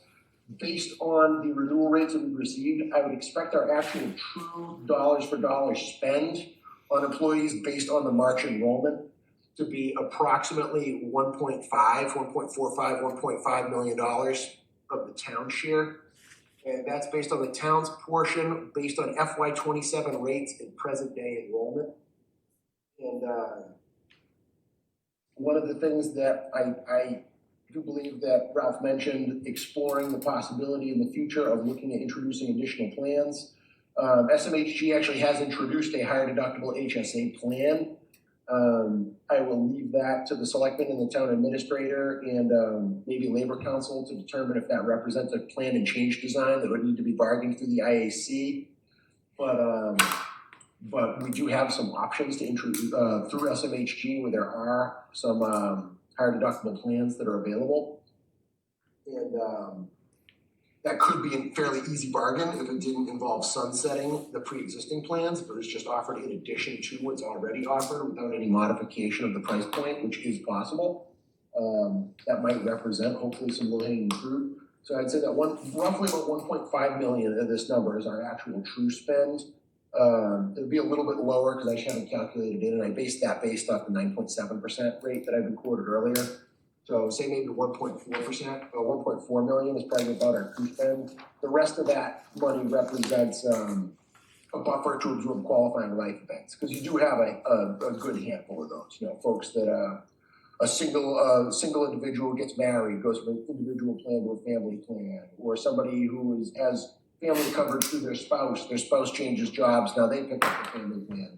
So under the Affordable Care Act, those are called qualifying life events that allow folks to pick up coverage mid-year. So I do like to include a buffer of 5, 6, 7 family plans, which might be overkill, but I think it's a contractual obligation. It's something that we have to provide. It's one of those lines that can never be negative. And so if there are additional thoughts, or once I update the spreadsheet with that increase, if Ralph and the selectmen can come want to make tweaks to that number, I'm amenable, but I can get you as close to what I project our true spend is based on current enrollment. I can get you that this week.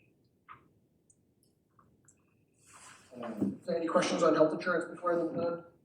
Nope. Alrighty. And then group life insurance 915. This one is just another contractual benefit. We pay 50% of the group life insurance policy that we offer to every employee. It's $2 per person per month, and for the retirees it's $1 a month, $1.01 a month.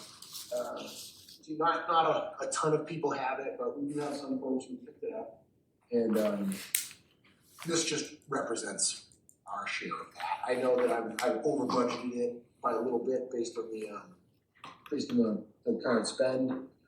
But again, qualifying life events, folks come in, and at the time that I had originally bumped this up to $1,500, Boston Mutual was looking at reassessing our rates. They hadn't changed the rates in a long time, and we didn't know what they were going to be, so I put it at $1,500. And since we seem to finish every year somewhere in like the mid to high 80s on this, it felt close enough for the small dollars that it represented. If we wanted to play with this number and bring it down to 1,300, I don't think that would be the end of the world, but I don't know how granular we want to be. And 916 for employer contributions. This is just our share of Medicare. We're required to pay that 1.45% of our gross payroll for Medicare. This just represents our Medicare contributions. I increased it by 4.76%. I did that because I know that while wages are obviously not going to be increasing grand total by 4.76%, I know that there are several unions that are getting raises. I know that there's some individuals with contracts will be getting raises, and I know that As we heard from the chief earlier, there are staffing issues that lead to driving up overtime sometimes for public safety departments. And so I figured that 4.76% as an increase is, I wanted to make sure that we stay ahead of that. As you might recall, that was one of the lines that did go negative a couple of years ago. So as the end of the fiscal year, I know that can kind of spike based on where things are at. So I just wanted to make sure that we had enough padding there to sustain it. Regarding the group life insurance, what's the death benefit that employees can get without having to show insurability? And are they able to keep that through retirement? Does the death benefit fall or rise, or do they have to pay additional premium? And does that premium stay at a fixed amount?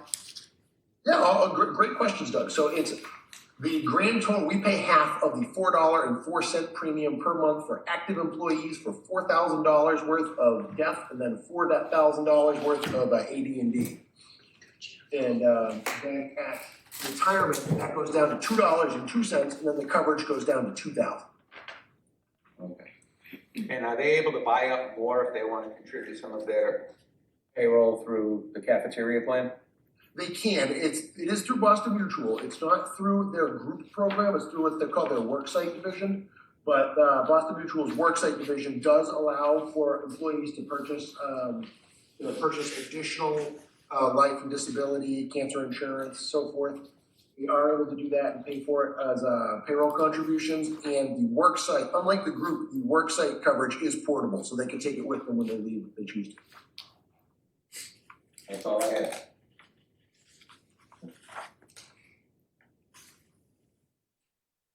Anybody else have any questions? I'm all set. Nope, not on that. Well, I believe that does it for my budget, and I thank you all very much for the opportunity to be with you this evening. And I regret not being able to be there in person, and I look forward to seeing you all live sometime again soon. Thanks, Paul. Thank you.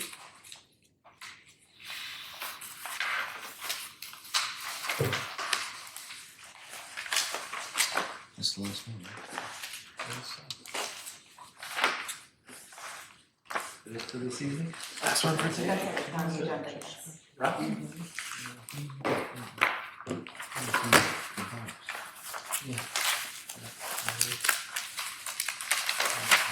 We'll be back again next Thursday.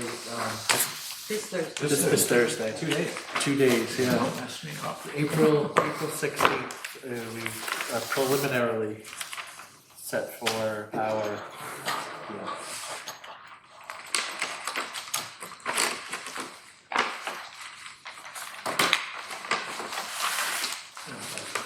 April 16th.